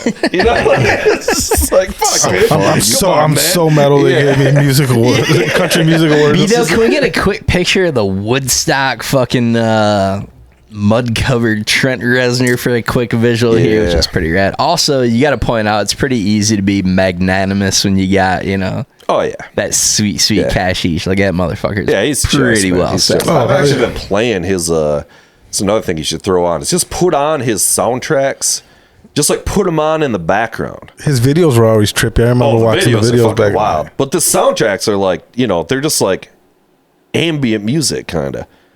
But they're intense. They can get really fucking scary. I'll put them on and sometimes I'll be like, what the fuck? I think I got the girl with the dragon tattoo that he was That's all one over of my that favorite one. ones. Yeah. Oh, he scored that movie? Yeah. Wow. Bunch of huge movies. The new one's that movie with Zendaya in it or whatever. I don't know what the fuck it is. Some kind of Challengers or something it's called. Nothing like that. He did the new Teenage Mutant Ninja Turtles cartoon too. Oh, really? Yeah, Holy that shit. one that just came out like last year. Yeah, I took my kids to watch that one. That's crazy. Trent Reznor and Wow. Atticus Ross did that, and they partially did that because they got like kids that age and shit. Man, now, that's so- pretty He's kind of the perfect guy for that stuff, though, especially like those real atmospheric type dark movies and shit. Like Reznor's gonna knock that shit out of the park. Like that's right in his wheelhouse. My favorite part about these guys doing all these scores and shit now too, I'm such a huge fan of these guys, is they just like go to work.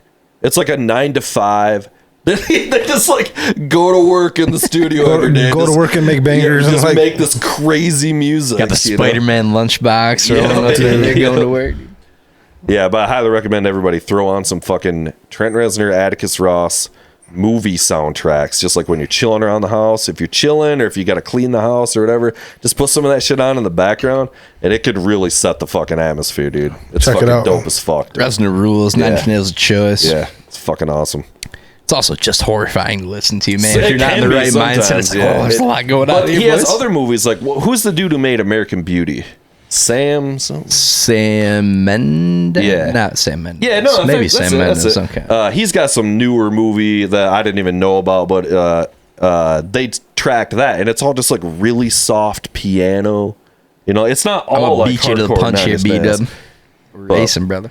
I don't know. I love that shit, man. Fucking like that and like instrumental Mendes. beats and shit. I just like Oh, I yeah. put shit on. I just play it in here. We'll be like chilling out here, and I'll just put it on back, so it's like really atmospheric in the background. It's the vibe, bro. That's the vibe, dude. That's That's the what I'm saying. vibe. People don't use music enough to set the vibe anymore. No, bro. Dude, that's the fucking key. Doesn't have to be like the latest banger. Like, just set the vibe. I fucking love that. Well, shit. yeah, you forget that there's all these great songs that are already out that don't get the play that they deserve, or you just forget about them. It's like, dude, I mean, I come across songs that I listened to when I was a teenager, and it just like it's like they say it's like a bookmark, you know. It's like man, it takes you right for back to sure. that time. It's Right like back crazy. to a moment, Yeah. dude. It's Dude. like instantly transported back. Crazy, It's the man. best, dude. And now with like virtual DJs and like all these, you know, like whatever's on Spotify and Apple Music, you can just like tell it to play whatever, and it just like, you know, creates a station for you or So- whatever. Just keeps playing shit. Do you find yourself still discovering new music and becoming Yeah. fans, or does it? It's like for me, It's less now. It's Yeah. less. It's harder in Yeah. a way. And I've talked about this a little bit. Is I've been going a lot back lately. Like going back. Like, you know, I got really into funk and like, you know, just going back. You know, to so like with me, there was always like a resistance to like some new rappers, right? Yeah. And it was, and it take me years, and it'd be like the most popular, most Yeah. like, you know, everybody's talking about them, and they're so great. I hear that. You know, Kendrick is one of them. Yeah. Like it just never like I never really seen the appeal for it. And I we wasn't. kind of don't Yeah. like Kendrick. Yeah. Honestly, it just. I don't know. It's never done anything for me. See, and that's how it was for me. Like I Yeah. didn't like how you guys. How is this the But I've greatest? tried. I've not been like that. I've just been like, I just don't like it. So it took maybe like one or two songs, and I'm like, oh shit. And maybe it might just be those songs, but like I don't know if you guys are aware what's going on right now in the rap game. I was gonna ask you if you knew or been following this. Yeah, I've been following it close. Yeah, really close. So yeah. so Future, who collaborated with Drake on a project, and Metro Boomin, who is like one of the more popular trap producers. I can't just say trap, but he does everything. So Yeah. he's popular in hip hop. Yeah. You know, one of the top producers. And he does a song with Future. They put Kendrick on it, and Kendrick is taking all these shots at Drake. Yeah. So he goes at Drake. Drake's kind of silent, doesn't say nothing. All of a sudden, out of nowhere, he drops a song called Drop and Give Me 50. Yeah. Boom, just kind of annihilates And it's Kendrick. got AI versus. So hold on, wait. So first this is Drop and Give Me 50. Okay. So it's been going back and forth. So Drop and Give Me 50, and you know, he went pretty hard on there, and it was Yeah. like, oh shit, because Drake can rap his ass off. Yeah. And 17 days later, because they're doing a countdown, they're waiting for the response. So finally, 17 days later, The countdown. Kendrick responds, and I'm gonna tell you guys, he responded brutally. Yeah. And I've heard he- it's been rough. He in 6 minutes straight of just basically killing this guy, and I'm like, holy That's shit. a long ass rap song, dude. It's Killing 6 him. I'm minutes talking to lay it killing away, him. dude. So then all of a sudden, now just today, he Drake drops his response. Oh, another. Yeah. And the thing about Drake's response is he's making like these really good songs with like hooks Right, and everything. right, and they're like, yeah. oh shit, like man, these are good songs. Yeah. But Kendrick's doing more of a like rap. So Yeah. so Kendrick drops that diss and then drops another one right after it. Thinking about no reaper. Goes back to back. What I so okay, got a Benjamin Is this and the it? Jackson Which out of one's my this? house, like I'm Euphoria. okay, hell okay. So this is the But it's no newest poison. one. Yeah. I feel Yeah. they solo okay. Everybody wanna be demon till they get chipped by your throwaway. And I might do a show a day. Once a lame, always a lame. There are kind of Oh, you few thought the things money, the more power, fame, glorious will make than you a go good away. rap battle, dude. So Rap does so much good shit, like culturally getting into it, dude. Well, it's so now- much fun, man. now everybody's jumping in, right? So Yeah. so J. Cole did a diss on Kendrick. Yeah. Kind of was like, oh shit, I fucked up, deleted the song and apologized for doing the score. So now they kind of eliminated Cole. Everybody in hip hop was like, all right, Cole, you're fucking real survivor situation. You're off lost. the Sit on island. the bench. Yeah. So now they're going like, okay, so each song and the response is considered a round, right? So now we're probably in the beginning of the third round right now. Right. So Kendrick kind of hit him with like 2 jabs. Drake's coming back right now, but not only is Drake jumping in, other people are coming out. So Rick Ross is coming out against him and talking really, really reckless about him. And then now this other rapper named Daylight. So it's like all these guys kind of ganging up on him.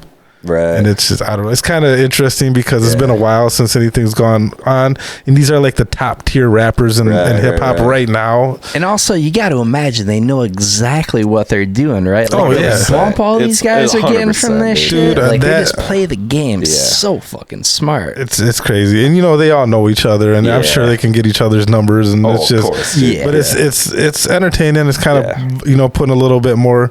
It's nowhere near like, you know, the Biggie and Tupac level stuff, No, but yeah. it's like all right, cool, we got something going on. Like there's like some competition where these guys are really trying to be the better rapper. Yeah. And you're at the business end of it. It's all just a fucking Well, it's badass too, because you're kind of driving the other guy to do bigger and better things. So hopefully, like ultimately, you're getting better music as a result of going to war. Like, it's about the bump and the lift and get the clip or whatever. At the end of the day, my prediction is Kendrick is gonna come out the victor. It seems like there's no other way. You know that because the hip hop heads like swear on Kendrick. That's the main thing. That's like, it's really fucking like judge or like jury by popularity. Yeah, right, yeah. or whatever. So I mean, but one, they look at Kendrick as being more hip hop organic as far as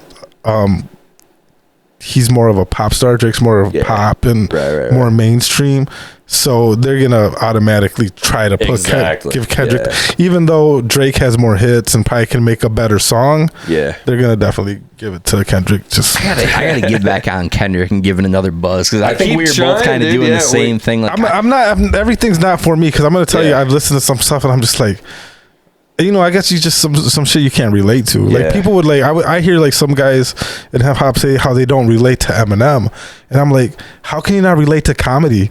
Like, you know what I'm saying? Like that's how I look at it. Like, dude, like this, it's like so comedic and, you know, tongue in cheek. It's like, to me, it's not even about that though. It's about like the actual like delivery and the flow and stuff. Like it's not even about the lyrics. Yeah, and it's how like, they constructed the flow.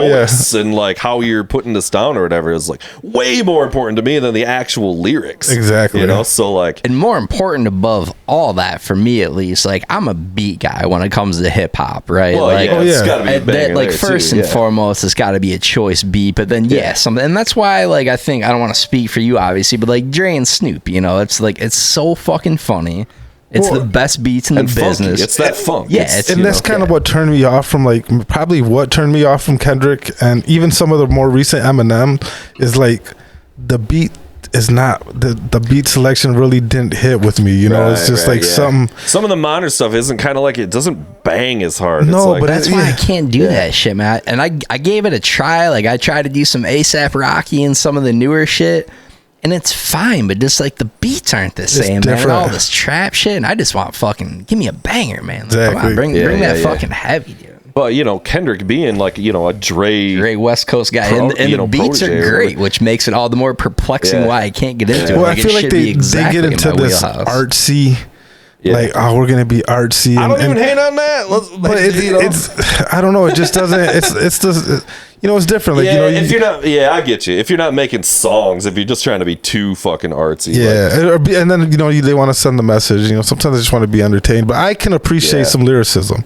But to me, lyricism is like, you know, something what Big Pun was doing. You know, like you know, like the play on words and the the similes and stuff like that. That's why I fucking love Eminem, because he's the fucking he's I think the goat at that kind of thing, wordplay and comedy and shit. And there's just nobody else consistently putting out this much killer shit. I mean, I don't know how he comes up with half this shit. I mean, this is the ones you got. He's the artist that you got to play the song back a couple times. You don't hear and shit. You miss shit. You're like, shit. You're on your 20th and up. Oh, I never actually heard that's what he said like 20 times into it. Like, and you got to imagine too, though, like to be a legitimate white rapper, right? Like not just some dude that's like, oh, the white guy's doing the funny white guy and trying to rap thing, but like to be like actually part of that community, like he had to put out fucking consistent dude. Well, if you got skills, you got that's how something. I always looked at it like skills. So I'll give you an example. Like Little Dicky's funny, but I'm not like a fan of Little Dicky. To me, it's more like a joke, right? It's like getting those newer beats. It's not, But you know, then you got somebody like Action Bronson who's like, oh, this motherfucker's a rapper. Right. Like, this dude's fucking dope, you know. But then like Yellow Wolf too. Like I've just recently started getting into Yellow Wolf. I'm like, oh, dude, this guy's pretty funny. He's got some funny shit. I caught a little bit of that the other day. It popped up. That's some good shit. Yeah, man, he's got some pretty good shit, man. I was surprised, like, man, dude. You know what else I just got turned? We got to give a shout out to Lenz, our boy, friend of the show, Healing Up. But he was talking about Raw Digga last time he was on. Oh, yeah. Who apparently I think is a Busta Rhymes protege. Yeah, she was part of the Flip Mode Squad. Yeah, exactly, dude. I threw in that fucking Raw Digga album that he was talking about. Dude, Raw Digga is the truth, man. She had that she had that like deeper voice, like, you know, like more like raw. There's some dominant female rappers from that era too, man. There's some legit chicks that throw it down, dude. We went to see we caught Snoop at Pine Knob. last summer, which is like a bucket list item. Favorite dude, super fun to see. And they brought out Lady Your Age, which was couldn't on have that made me too. happier, dude. Yeah. I fucking love Lady Your Age. That rough and tough with my Afro puffs. Puffs, Heck yeah. And she's all over She that did early that Snoop and, with Doggy yeah. Style and like the original She's- Chronic. She's all She's over. the first rapper on Doggy Style. She does Yeah. a verse She- yeah. before anybody. I remember seeing Snoop when they came to Van Andel, and I think they had Snoop. Like Twista was with them. Nice. Twista's a Bone bad Thugs man, and too. Harmony, Warren Shit. G. Yeah, Warren G's always gonna be there. Yeah. There was a few other people I can't even remember. Yeah. Wait, when was this? What year? Like when? This is just a few years ago. Yeah, it might have been the same Yeah. thing because he did Pine Knob. We got tickets for Pine Knob. This was just like a year ago. It was at Van last Andel. summer, I know it was at I Van know, Andel. but he then after we got our Pine Knob tickets, they put the Van Andel show on the tour Oh, like shit. later, like added the date, and we were like, oh, but to be fair, No, Pine it worked Knob out was the shit. perfectly. Yeah. That was the place. Dude. It was the shit, but we debated on they're going smoking L's, to son. fucking the Grand Rapids show too the next day. That We was were down, like, dude. That was one of my bucket list shows too, because I got Yeah. to see Snoop live. I got to see all the members of Bone Thugs and Harmony together because they were all there. So well, I this was like, couldn't have been that because Bone didn't have anything to do with this Yeah. tour that we saw. No, It would've been not a couple this years most recent before. one. yeah, dude, that or was something, that was dope. Yeah, Bones of shit. So you guys probably were I know you guys probably don't pay attention to it too much, but so they had these things called verses Yeah. where they would pit two artists against each other. Oh yeah, yeah, yeah. yeah. Okay, so you heard about that, right? So did you guys ever Was that get like to a show? kind of a show? Yeah, Yeah. because it was live. They did it Yeah. in front of an audience, but they did Bone Thugs versus 3-6 Mafia. And back in the day, they had beef. They were so 3-6 was claim that Bone Thug was ripping their style, that fast delivery rap and Right. that dark Yeah. demonic shit. So they had beef going on back then in the 90s, and so they did a versus battle, and dude, it's the fucking craziest thing.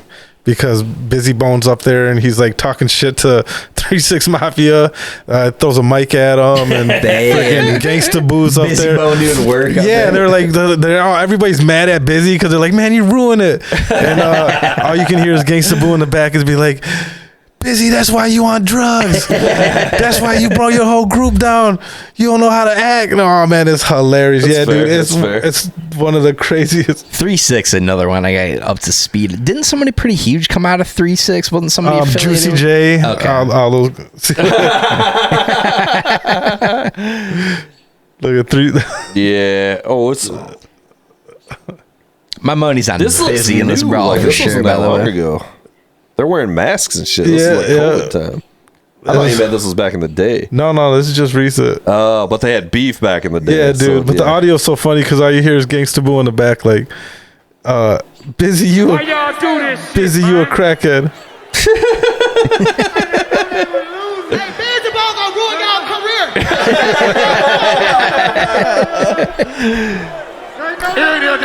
Busy Bone is burning bridges, son. They're acting like it's the fucking Will Smith slap and shit, you know? She's like, Boo Busy Bone. That's why the nigga ain't been in the group.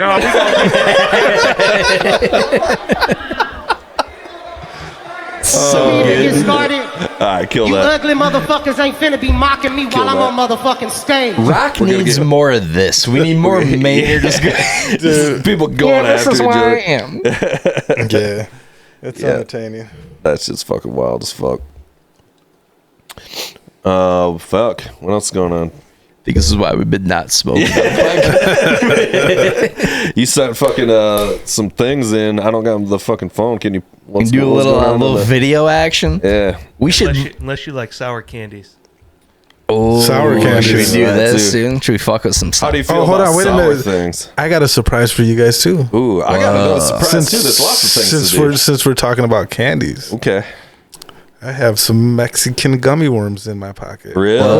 I'm sorry. Wait a minute. I don't know where this is going, bro. I don't know what you're Hey, saying. hold on. Shall I say no Diddy? It's cool. It's not gay no more. I mean, they're actually Mexican gummy worms. Not gummy worms, fucking gummy bears. Oh, if it's not a worm, I'm not. Yeah, I'm sorry to disappoint you If guys. it's a gummy thing, it in any other Yeah. form but worm, I'm not interested. Yeah, only long tubular objects in my head. Are they bagged or are they just? They just. I don't know. They're just pulling fucking lids on everything. What is happening, dude? They're in my back pocket. Wait a minute. Packaged. Oh yeah, baby. So, So all what right. the fuck's the difference between a Mexican? They speak Spanish. the fuck? Come He's on, been waiting dude. on that. The whole set of this whole thing was just to get that fucking wait for it. one-liner. Wait for it. And this was a zinger, dude. All right, guys. So, these are authentic Mexican gummy bears. They don't got weed in them, dude. They were keistered here, straight from Mexico. I got them special. That bag's looking a little sketchy over there. A little tinted in fairness. Well, that's what happens when you keister gummy worms for 48 hours.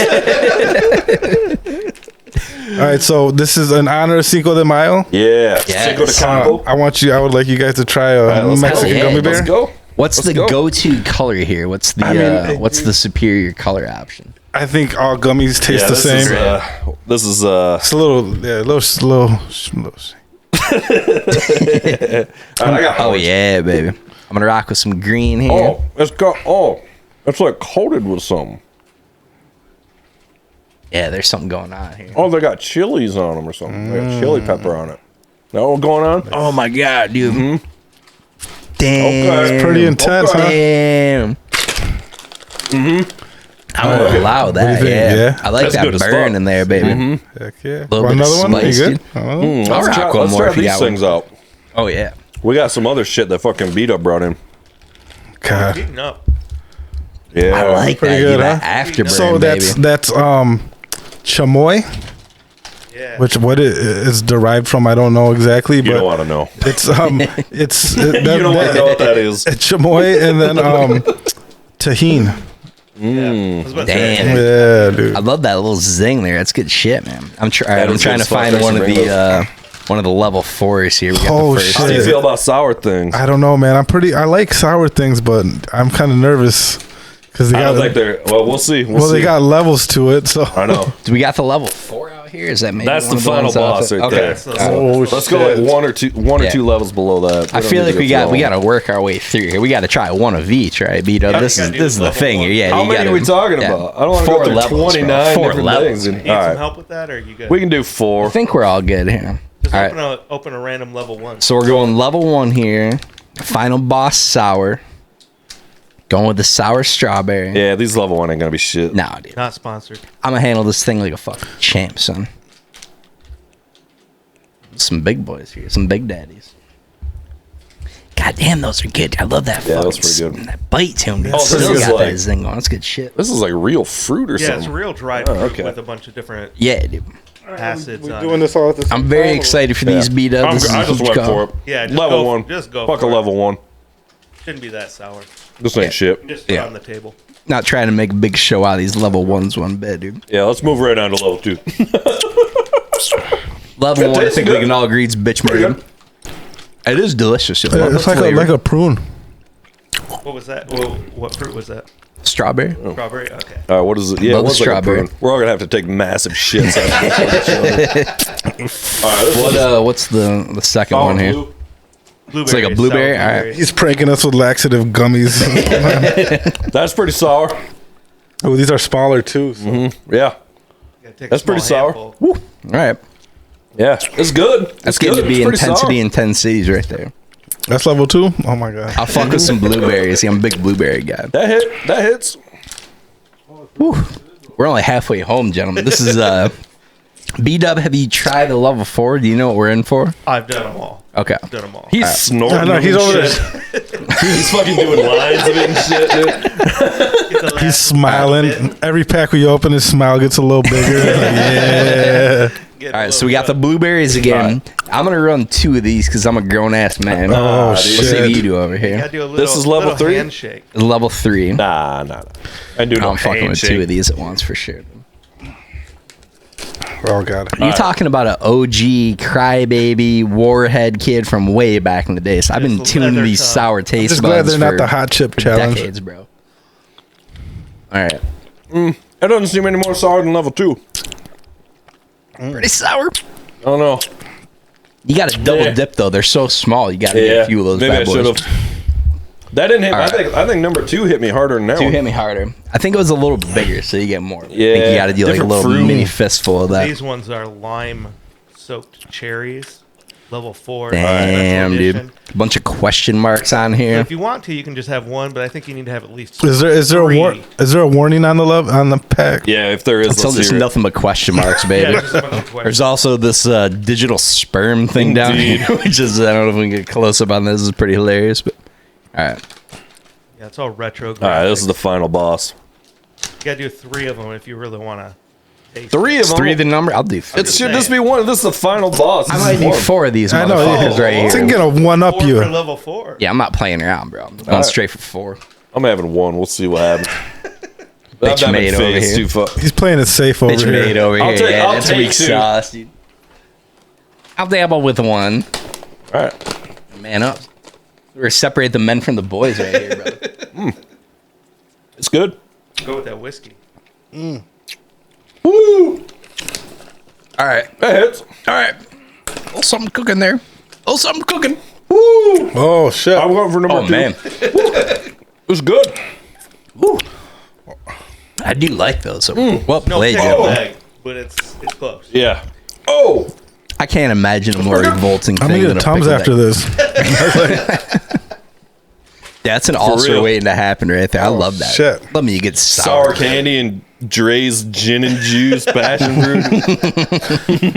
It's always a party over here at Dangerville. Thanks for being a good sport, Tony. Entry level, great way of fucking.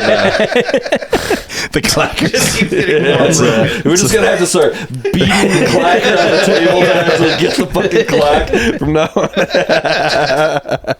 The visual of the clacker was a tremendous idea. The quality of a side clacker, not so much. But No, GarageBand's the shit though. It's just there's certain things it can't do that I want to be able to do for Right. doing this or whatever. But as an entry level free software on your Mac to create beats and shit, it's fucking incredible. Yeah, dude. Like it's more powerful than Pro Tools when I started using Pro Tools, if you know what I mean. Yeah, 20 yeah. years ago Oh, yeah. or whatever. You know, it's crazy.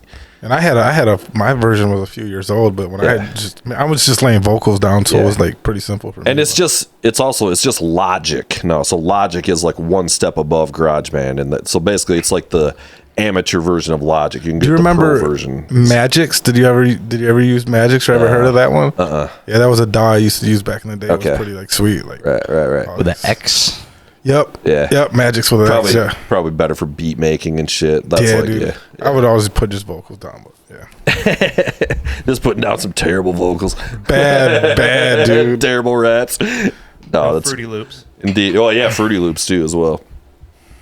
Anyway, boys, Jesus Christ, I've had the fucking busiest week. I've had in forever. I went and saw the Pussifer thing. I went and fucking been selling shit at my dad's. I got the Grande back here. A whole lot going on. A lot yeah. going on. I was not invited to the show, so I had a whole lot of nothing going on this week. Just a lot of extra time to kind of really get caught up on what's going on out there in the world. Rest assured, the concert was sweet. I'm sorry. I'll give you the T-shirt if you'd like, but It's probably the least you could do at this point. All right. Dude. With no further ado, gentlemen, let's get right into it. Dangerville Yes, Podcast presents News of the World. I gotta say, it's just not the same without the soundboard. It really adds a little something to it. It's really the rug that ties the room No, I together. feel like at we the should end have of had the some day. random clapping throughout these conversations. It was Yeah, a little something. we need to get gotta a laugh track. We gotta get different on soundboard that he can just hit applauses and things. Yes. It's top priority. All right, boys, we're gonna jump right in. Let's go. Michigan's Star Wars inspired Mos Eisley Cantina is about to open for business. That's right. Pretty wild. So yeah, you don't have to travel to a galaxy far, far away to see some of the biggest scum in the universe. You'll find bounty hunters, smugglers, and others at Michigan's Star Wars inspired Mos Eisley Cantina, which is about to open for business today, if I'm not mistaken. Damn. Yeah. The Star Wars themed bar opens today and promises to be the place to go for wet drinks and dry pussy. We're going after the pod, boys. We should hit Gear this up, up for Tony. sure. Hope you're in for the long night. We're going to Mos Eisley's Canteen. Sounds like my crowd. There's a dress code and you cannot get in without a costume, gentlemen. They're all in on the shit. Won't let you in. Wow. Yeah. Oh, Oh, really? shit. Damn. I thought If they you had had open sex mic, with dude. a We're gonna woman, put they're you like, on. I know, no, get right? the fuck Come on, out of dude. here. It's not the place for you. It's like, Yeah. if you've seen All right. the over-under for breasts is 3 if it's, yeah. That said, we are 100% getting dressed and fucking going. Oh yeah, gotta be for the done. pod, boys. So I've let's got extra lightsabers. If anyone- fully functional too. Just fleshlights. yeah, bro, your fucking used flashlight don't count, man. Hey, we talked about that off recording. Jeez. That was an awkward pause there. All right, moving right along here. Philips reaches $1.1 billion settlement for CPAP machine lawsuits, but admits no fault or liability, gentlemen. Jeez. Okay. Yes. Yeah. So medical device maker Philips announced a nearly $1.1 billion personal injury settlement over some CPAP and BiPAP machines that were at the heart of a massive recall in 2021, but admitted no fault or liability. Damn. Yeah. So Phillips said that while they agreed to settle the lawsuit, there is no basis to the claims whatsoever, reiterating their stance that this is nothing more than a pap smear campaign. What? A pap smear campaign. That's something else. Maybe the finest punning I've ever done on this show. It's a fucking banger, bro. That's pretty good. If you can't bring the table, gentlemen. Yeah. I don't want to know who you are if you can't appreciate a good pun. You know, like, Thank you. Finally, a gentleman that appreciates the comedic genius being brought to the table Pap over smear. here. Flying under the radar week after week with consistent bangers. Yeah. You're like the Pat Smear of podcasts. Nothing like dry comedy, you know, it's the best. Jokes like Kevin Bacon's soft weird that were criminally underappreciated in my estimation. All right, moving right along here, boys. Over 80... Is this one here? Oh, yeah, this is not great. Over 80,000 pounds of deli meat recalled across multiple states due to lacking inspection. Talking tainted meat stories basically every week on this podcast. Bad meat. There's a lot of bad meat. So Consup North America Incorporated, a New Jersey firm, is recalling close to 100,000 pounds of sliced Stockmeyer prosciutto for not being inspected properly, gentlemen. Damn. Consup said it's a shame to let that much food go to waste, but no longer have the manpower to inspect and handle that much meat, as Cardi B resigned years ago. Oh, man. I need a waiver. I need a disclaimer for this one. This didn't officially make the cut, but I gotta drop it on here regardless because I can't filter my own material. A recent poll indicated that this is the least desirable Italian meat people want in their mouths this side of Mike from Jersey Shore. Not great. It's pretty much the same joke, but still, yeah. Various meats Makes me want jokes. to headbutt the wall. None like a Jersey Shore reference. Oh yeah, dude, the bike headbutt. I got it. All right, I think I did this as a confession a while back. This might be the most humiliating thing I've ever admitted to. I don't do reality shows. I think they're garbage. Yeah, right. I don't get the fascination with them. But over COVID, I'm like, I'm done. I need to turn my brain off, and I got into Jersey Shore, and I loved it. I loved every second of that. That sweet Jersey Shore action, talking JWoww.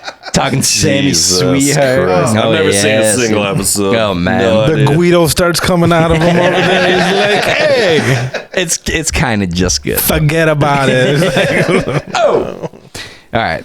Tourist mauled after trying to take selfie with a bear, boys. Oh, no, Never again. no. Yeah, you don't want to do that. A Scottish tourist is thankful to be alive after a close encounter with a wild bear while trying to take a selfie sent her to the emergency room, gentlemen. Yes. 72-year-old Maura Gallagher said that her vacation obviously didn't go as planned and that if she wanted to be mounted and pawed at against her will, she would have stayed at the nursing home. that How was that? No, I didn't even want that one. That was good. That was a funny joke. Yeah. Bro. Dark, bro. Gotta go there sometimes. That took a right turn. That was the Bone Thugs and Harmony of news Yeah, it stories. really was. Dark undercurrent there. Some real satanic undertones. All right, gentlemen. We'll end on this one here. Walmart will close all of its healthcare clinics. Big announcement from Walmart this week, yeah. Okay. So Walmart, the largest retailer in the United States, will close all 51 of its healthcare centers in 6 states. Yes. To help expedite the diagnosis of some of their remaining patients, the staff announced that if you've come to a Walmart healthcare clinic to determine whether or not you have a venereal disease, assume the answer is yes. And that, ladies and gentlemen, is you. The Dangerville Podcast presents News news of the world. The answer's 100%. Yes. That's a hard That yes. joke is fine enough to bump out a crucial Uranus closer there. So, it's got to take top billing. Yeah, If those are I may, bangers boys, tonight. Those are if you will bangers. indulge me with some actual news stories Yes. here. B-Dub, can we pull up the oil tanker semi thing blowing up under the bridge? Texted Damn. that over. Yeah. In any I didn't event, actually watch it or nothing. this is pretty fucking wild, dude. Hopefully we've got this. Is it gonna leave me traumatized? Because No, it's nothing too crazy, but it's classic, like big fucking semi-tanker hauling very, very much gasoline, gets broadsided by something. This thing is ablaze underneath the fucking bridge here. Soak this in a little bit. This is it? It's. Oh, look at that, bro! Torching that fucking overpass. Soak that smoke in a little bit. Damn. I love how it's just like this huge crowds of people. Oh man, it's a standard oil head. Standard up. Not a great look. Look at that fireball, though, dude. Is that A literal oil tanker is that carrying oil gasoline. coming down fucking, did you see that? I did not. In the but gutters are oil. Look at all that black. makes sense. Yeah, I dude. mean it's a fucking exploded oil. Look rig. at that shit, though. They got to demolish the whole bridge and sure. rebuild that shit. They probably fucked up all the- 4,000 gallons of gasoline, bro. Ooh. Drink it in a little bit. Jesus Christ. I saw on the way down here last week, actually, there was some poor motherfucker on the side of the road with his truck in flames, and he was sitting in the car. I'm like, bro, you're probably gonna get out. Like, What the fuck, that would seem to be among the highest priorities in that situation. Be getting the fuck out of Dodge, dude. Dude, have you guys seen or thought that there's a lot of fucking roadkill this year? you know You guys what? It's notice crazy you bring It's that like up, way more, dude. but they're not picking it up though. Maybe that's what it is. They're just leaving it there. Dude, Maybe that's why it seems like I've been there's way passing more. this one for like 6 months now on the way to work every day. I'm like, dude, it's still there. Like, oh, wow. Dude, it's just like they're not picking crazy it up. right now. There was a dead golden retriever dog on Maple Island. Oh, for Jesus. almost 4 days. And we're Come driving on, by bro. it, and Yeah. I was like, someone had to have called this in. What's going on? You gotta clean the pet up at a minimum, like a deer At here least and a there. It's dog. Michigan. It's not Moved it from great. the road but- to the side of the road, but the county wouldn't come pick it up. Oh, Jesus. Yeah, I don't know what's going on here. Something strange. Yeah, it's fucking weird, man. It's a conspiracy. It is fucking weird, dude. Yeah. Like I don't know. Maybe that's what it is, but I've just thought like, is there like way more dead animals this year? I mean, there's always. I know it's crazy stuff. because I was just thinking about that when I seen that deer Yeah. for like the 20th time. I'm like, oh shit, you're still chilling. Well, here's one for you. The one thing is the windshield effect. I don't know if you guys have heard about the windshield effect, but basically, remember being a kid driving around in a car and your parents are driving and the windshield's just covered in bugs in the summer. Yeah. Just Yeah. covered. And you constantly have to spray it off or wipe it off at the gas station. Nowadays, you drive around, there's just not a lot of bugs being Yeah. Mine was just getting pretty punished, dude. I just had to clean mine off. I've been driving Just to got Detroit a warm. couple No, times. this is a good point. Dude. Yeah. Also, the Maybe honeybees. anecdotal, but- The honeybees. Yeah, dude. I mean, quicksand too. Like I always thought I was gonna come in a scenario where my life was in danger and I was in a That was such an existential threat, dude. Like, dude. At all times, man. that in the whirlpool in the whirlpool. Like Yeah, one those- day yeah. I'm gonna come across this whirlpool. Like, fuck, what are you even gonna do about it? My life has been so boring. Honestly, though, dude, quicksand ain't doing shit to me, bro. I'm not Oh, phased by some swimming out of it. quicksand one, but I played enough Mario 2. Like, you just fucking jump up out It's of just that always shit. something that you thought that one day you were gonna have to face, and it was gonna be an It was obstacle. crazy Like, how many movies and cartoons and shit like all featured like quicksand. It was it like, was, mine Quicksand's a was the problem. Freddy Krueger one. Yeah. I don't know which Freddy one it Krueger, was, yeah. but I know there was a quicksand scene in there, and that I was always like, think about fucking the Mel Brooks movie, fucking Blazing Saddles. You Oh, guys know yeah, Blazing yeah, Saddles? yeah, That's how yeah. that movie starts. Yeah. Is he gets caught in quicksand. And they save the horse, but they won't save him because he's black. That's the whole movie is about being a slave. Yeah. Or whatever. It's so fucking funny. And then I gotta say this. Oh, sorry, go ahead. no, that's it. I'm just talking about Blazing Saddles. This gin and juice is just bad. It's not. I think it's all right. I think Probably- the packaging you know what? It alone doesn't fucking- taste like alcohol. That's the thing. Like There's it tastes. something, yeah. Yeah, it doesn't That's taste a good thing, right? I Probably mean, in the me, grand I'm scheme not a of gin big. and Yeah. juice. That's a good one, but this I might think. not be the I mean, combo I'm for not. me. I think it's I pretty don't good. like gin really anyway. So this is the Princess Bride, right? Close enough. What the fuck? I have Why are you never playing seen this? either. Oh, shit. Okay. Yeah.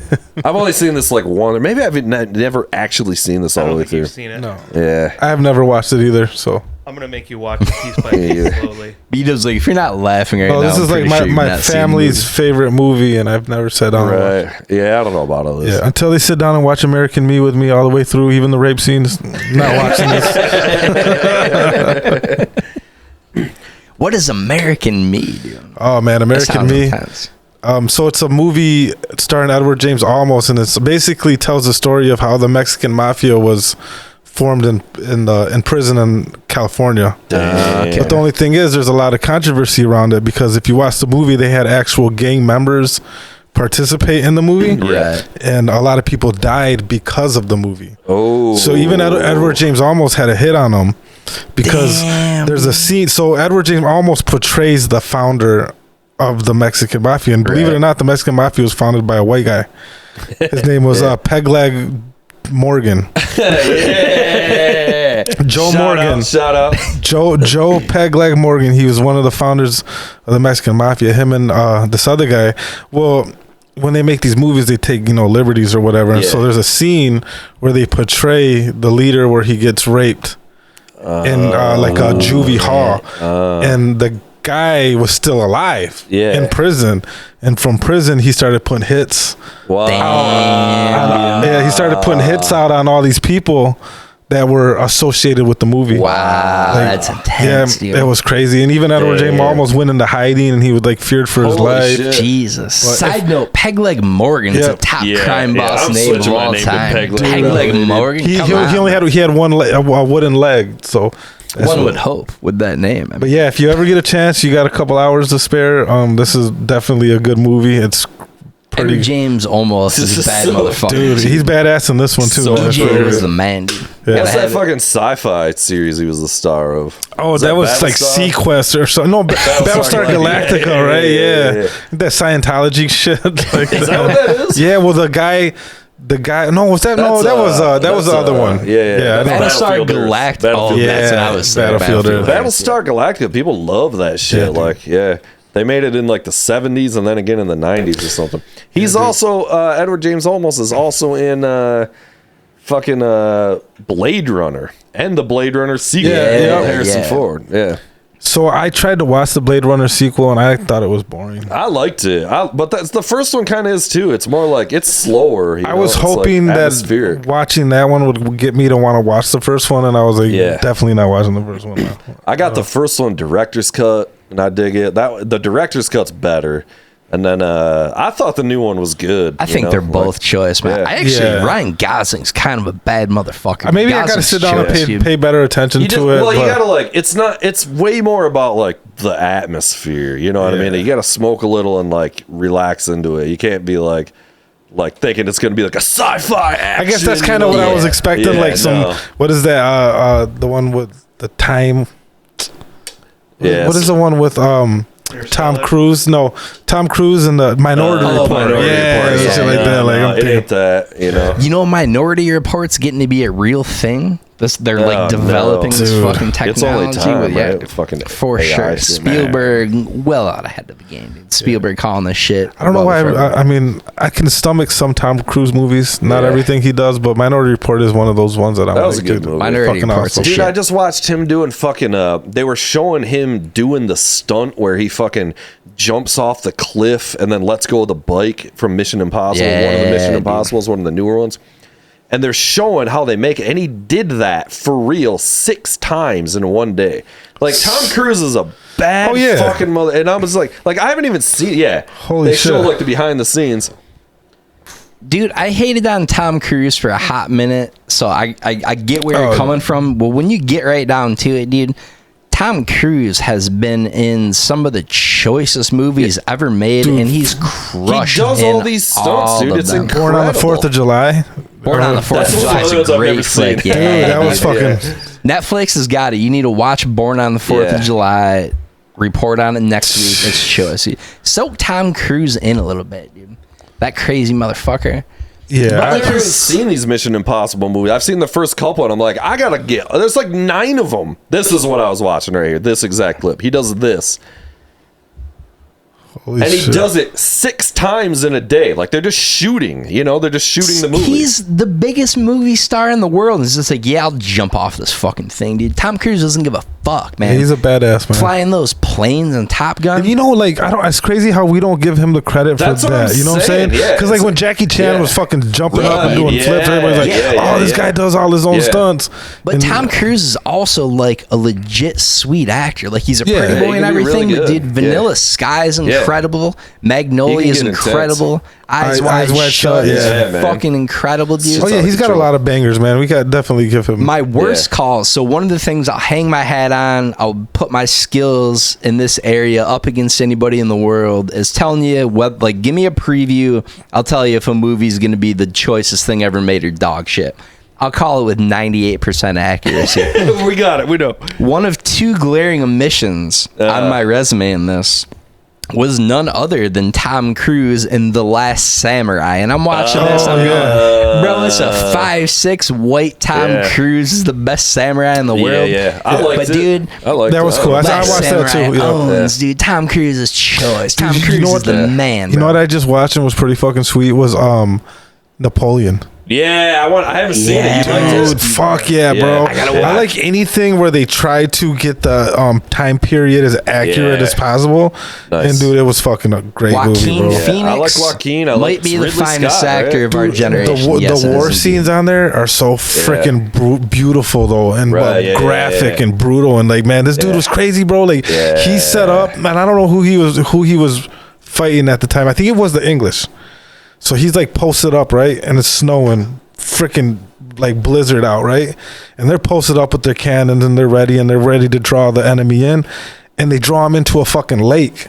Cover and start shooting fucking cannons in the water, so it's breaking the ice, and they're fucking drowning all these fucking guys. And they were like, "This dude was just so like that's ice cold, right? That's crazy, ice cold, son. Dude was fucking. He's supposed to be one of the most brilliant war minds, and I am by no means like a war aficionado or a They used to try to make fun of this guy all the time. They made him out to be like a joke. Like Napoleon was like a short. They make fun of him for being short. He's like 5'6", which is perfectly average in that. He was fucking a beast. Man, I was like, holy He wasn't shit. that short, but he did have a tiny penis. Yeah, that's what they said, right? Yeah, I think I was joking, but yeah, I know, I heard that too. They said he had like a 1 inch. Maybe that would explain some things. All right, listen, I'm going to tie it all back right here. You ready for this? The guy, the Mexicans defeated on Cinco de Mayo was Napoleon III. Wow. Napoleon Bonaparte's nephew. He was Emperor Napoleon III. Got his ass kicked in Mexico for Cinco de Kappo. And that's history, gentlemen. Damn, dude. That's crazy. This motherfucker bringing actual knowledge to the show. Well, they honor the Irish every year down there, too. For real? Yeah, so there was a war where this Irish, they're called the St. Patrick's Battalion. Okay. And they were fighting for the U.S. and there was like, hey, you guys got to go fight this Mexican army. Yeah. Well, they fucking pull up to the Mexican army and they're like, hold on, what's going on? And they're like, oh shit, all this shit they're trying to do to you, they're doing to us in our country. Right. Yeah. And they switched over sides and joined the Mexican army. So every year they do the St. Patrick's Battalion. There's a song.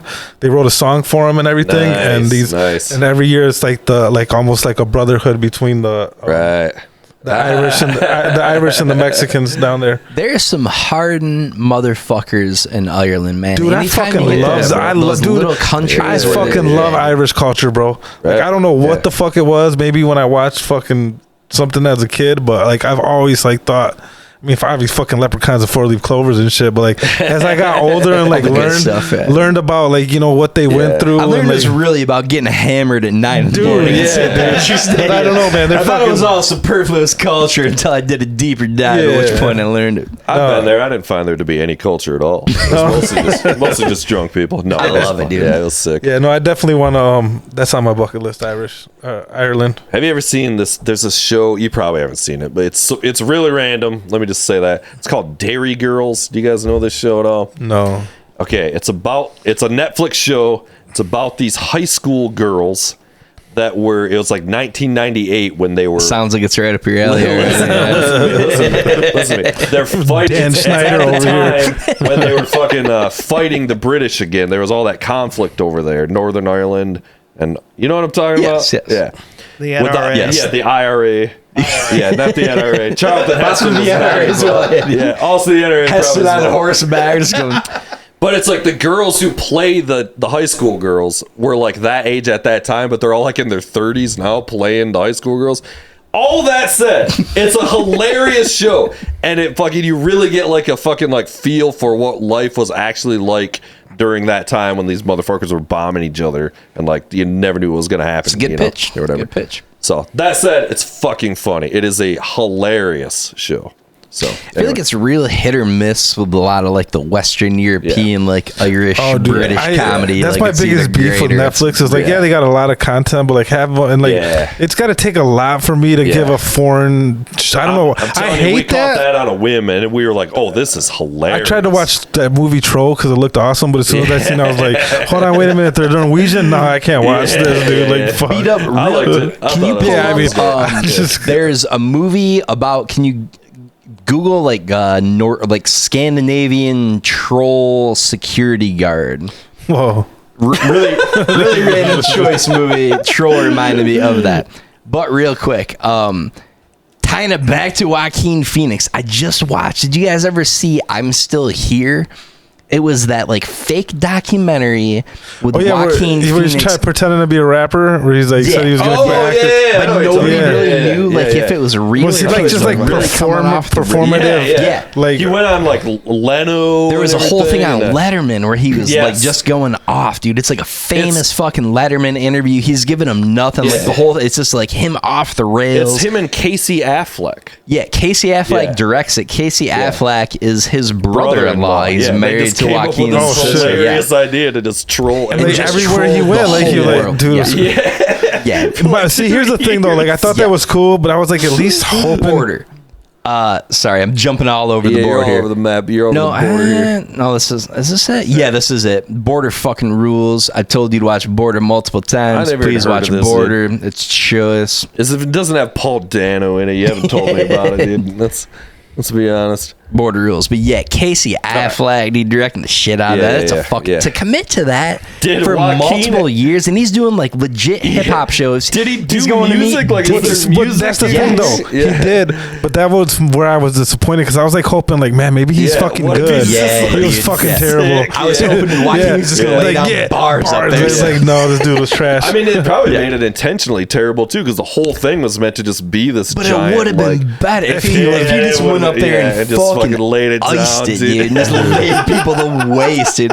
Just going crazy bone up there, motherfucker. Then what if he got so good? What if he did that and he was so good that he decided to just stick with it? Yes, and that's what never I'm do saying. the documentary. And you gotta give Joaquin the benefit of the doubt. If Joaquin turns his mind to rap, he's the GOAT within 6 months, guaranteed. Like what he did to the Joker, like shit. You guys seen the ads for the new Joker? Yeah. So what do you think? Are you curious because it's a musical? I'm curious. I'm very curious. So I would say this: I like Lady Gaga in general. I like Joaquin Phoenix. I thought the first Joker was great. So I'm really giving them the benefit of the doubt that they know what they're doing, and it's gonna be some kind of crazy meta musical thing. So I'm thinking, from what my understanding is, the premise is gonna possibly be like these music scenes that they do is going to be in their head, kind of. Yes, like their mental. It's their shared delusion. It's called Folie à Deux. So it's going to be like they're having this like fantasy in their minds or whatever while they're committing these crimes. I haven't seen the preview, but just based on this context, like I don't know about all that. Did you like Joker? The first one? I fucking loved it. I thought it was fantastic. I'm gonna give this creative team the benefit of the doubt and say that they're gonna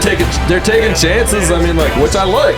Not only did I think that Joker was amazing, it gets bonus points from having been directed by Todd Phillips, a comedic guy who threw it down and fucking dominated that, dude. Original Joker is. I think it's gonna be sick. I mean, you can't really rag on a musical though, man. I mean, as much as I mean, there's probably some that I'm not very interested in. I'm a bit of a hater, but let me see. The Greatest Showman. Never saw it. I heard it's good. Never saw it. I don't know. I thought it was good. I never saw it. There were a bunch of them, dude. Chicago. I would never. Believe me, it wouldn't be something that I just picked and was like, oh, hey, I gotta watch that. But I watched it and I was like, holy Team America. fuck. That's it. Yeah, America. Dude, that's what that's all we were singing when we were in Europe. If it's not a South Park musical, dude. America. Fuck yeah. Hugh Jackman though is like a legit Broadway Broadway star, that's Tony. what he calls it. Yeah, dude, he's- give it a chance. No, I'm not even Give it a hating. I'd chance. watch it. I just never caught it. recommend it. Chicago is supposed to be great. Best Picture Yeah, now. Never it was saw alright. it. Dreamgirls supposed to be great. Never saw I it. can't do the I never musical. saw the Lady Gaga like a fucking one from a few years ago either. A Star is Born. Yeah, never saw A that. Star is Born Haven't seen is any of those fucking versions. fantastic. And I forgot Bradley Cooper directed that shit. Oh, did he? Oh, and He he's singing directed too. that. He Yeah. directed Maestro, which I just watched, which is fucking fantastic. Yeah. Bradley Cooper All right. is a bad I'll give him man props too. if he's dude. directing. Yeah, Directing all that shit, all over it. smug asshole. Cooper's the man. Did you guys watch the Fallout show? No, that's one thing I'm a little bit hating on that too. For no reason other than that it's super popular and I'm not watching it. It's good. It's Amazon or Apple. Or Everybody one of says it's those, really right? good. I never played the game, Me, so that's what I think. Is You I'm just don't kind need of to play the game. I know No. you don't, but I also kind of feel like you're not in the fucking club if you didn't play the game. You know. Definitely mooching off that The Last of Us fame or whatever. it is. Just like, It is. go back to And this I mean, video game This genre. game was way out before that, but it was just like, yeah, it is like, what other games do we got that's post-apocalyptic? In that you fairness, make it- this did look choice. I never played the games. I got nothing on the Yeah. Got backstory. Walter But Goggins in it. Come on. I know Goggins he's is like the your man, dude. fucking man crush Love lately, Goggins. dude. Goggins is funny. I love him on a deep, intimate level. Sons of Anarchy Was he in that? All right. had a great cameo on that, and then Vice Principals. It's the Justified TV show for me. He's in Justified. I never watched that. It's supposed to be great. I don't Timothy know. Oliphant, I think this is right? bullshit. Yeah. Goggins rules. I kind of feel like I'd want to play the game too, though. Yeah. He's the second Goggins to only Steven. Dude. He's the second ranked Goggins in the grand scheme of Goggins. This shit looks choice, dude. I'm gonna allow this for It's sure. just good sci-fi. Yeah, If you dude. go into it with the attitude of it's just a good sci-fi TV show, you'll enjoy it. Which is Yeah. like my favorite thing ever. Yep. So I'm just hating It looks for, dope, dude. It's for all no two- reason. It's 200 years after a nuclear war. 200 years after Obama. Obama. We're going hard on the movies today, which I love. Aaron Sorkin is doing another Social Network, also tying it back to What? Reznor and his Another scoring. He's Social doing another Network? social. Apparently, he's so pissed off over the part that Facebook played in the January 6th or 9th or whatever thing. Really? He's just gonna go writing like some new. uber hard at it. But the first Social Network, it's always a sleeper pick. That's got to be in the conversation for my favorite movies. Dude. Yeah. It's Still 2 never hours seen and it it. goes It's by on in a fucking, blink. You've never fucking seen it still? So a bunch Dude, of the it's great. That's the first Nine Inch Nails soundtrack we were talking about, Yes. and a bunch of the Reznor, music is. Fincher and it's- fucking Aaron Sorkin. All right, It's the all right, I hear trifecta, you, bro. I What are hear you you. doing, You're right. man? I don't know. What are you doing with Also your starring life, man? Justin Timberlake, Come on, Timberlake's who is one of the worst actors ever. just One of my the favorite worst. singers Yes, ever. that's correct. It's one of the That's, worst it's a actors good ever. movie though. I watched it. It's I've seen it. tremendous. Dude, Sorkin fucking rules. Yeah, a bunch of that music though is actually stuff that was on that Ghosts record. They just like ported it over to that movie. Literally, Can you stream literally. that? The Ghost record? Yeah, it's on everything. Yeah, it's just like Nine Inch Nails Ghosts. It's called. That's something just like going, that. yeah, I got some shaking. Yeah, literally, he talks about it in the new fucking. He's like, Fincher kept hounding me, and he was like, He sees "I can't Fincher's do it, I name can't on do the it." caller ID. He doesn't even pick it. He just answers and goes, "I'm in."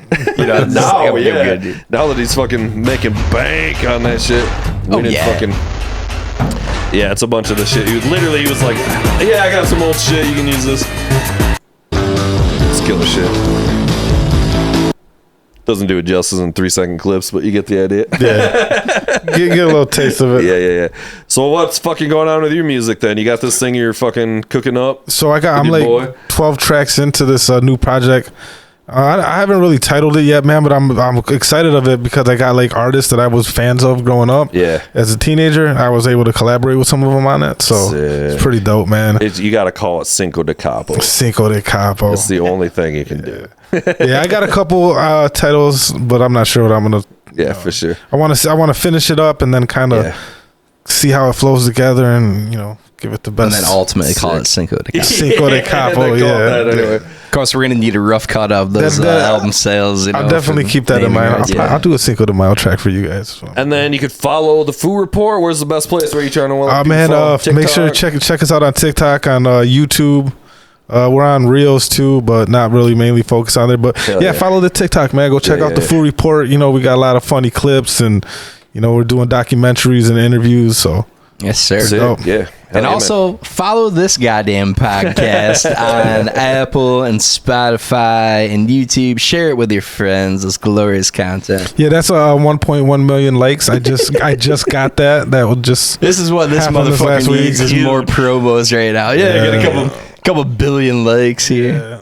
We're working awesome, there. We're trying to build something, it's man. It's mostly just people thinking that it's a Foo Fighters news. Yeah, that's what it is. They're gonna get Dave Grohl updates. I think we might have some content that's Foo Fighter related. So it's only a matter of time before he sues you into oblivion. Too. Dave Grohl's gonna no, I'm kidding. All right, buddy. Thank you so much for coming out. I appreciate you having me, man. It's always a great time. Yeah. Happy Cinco de Mayo. Cinco de Capo. Cinco de Capo. Cinco de Capo. Sipping on gin and juice. Yeah, gin and juice. Cinco de Capo. Peace, everybody. Peace. Woo.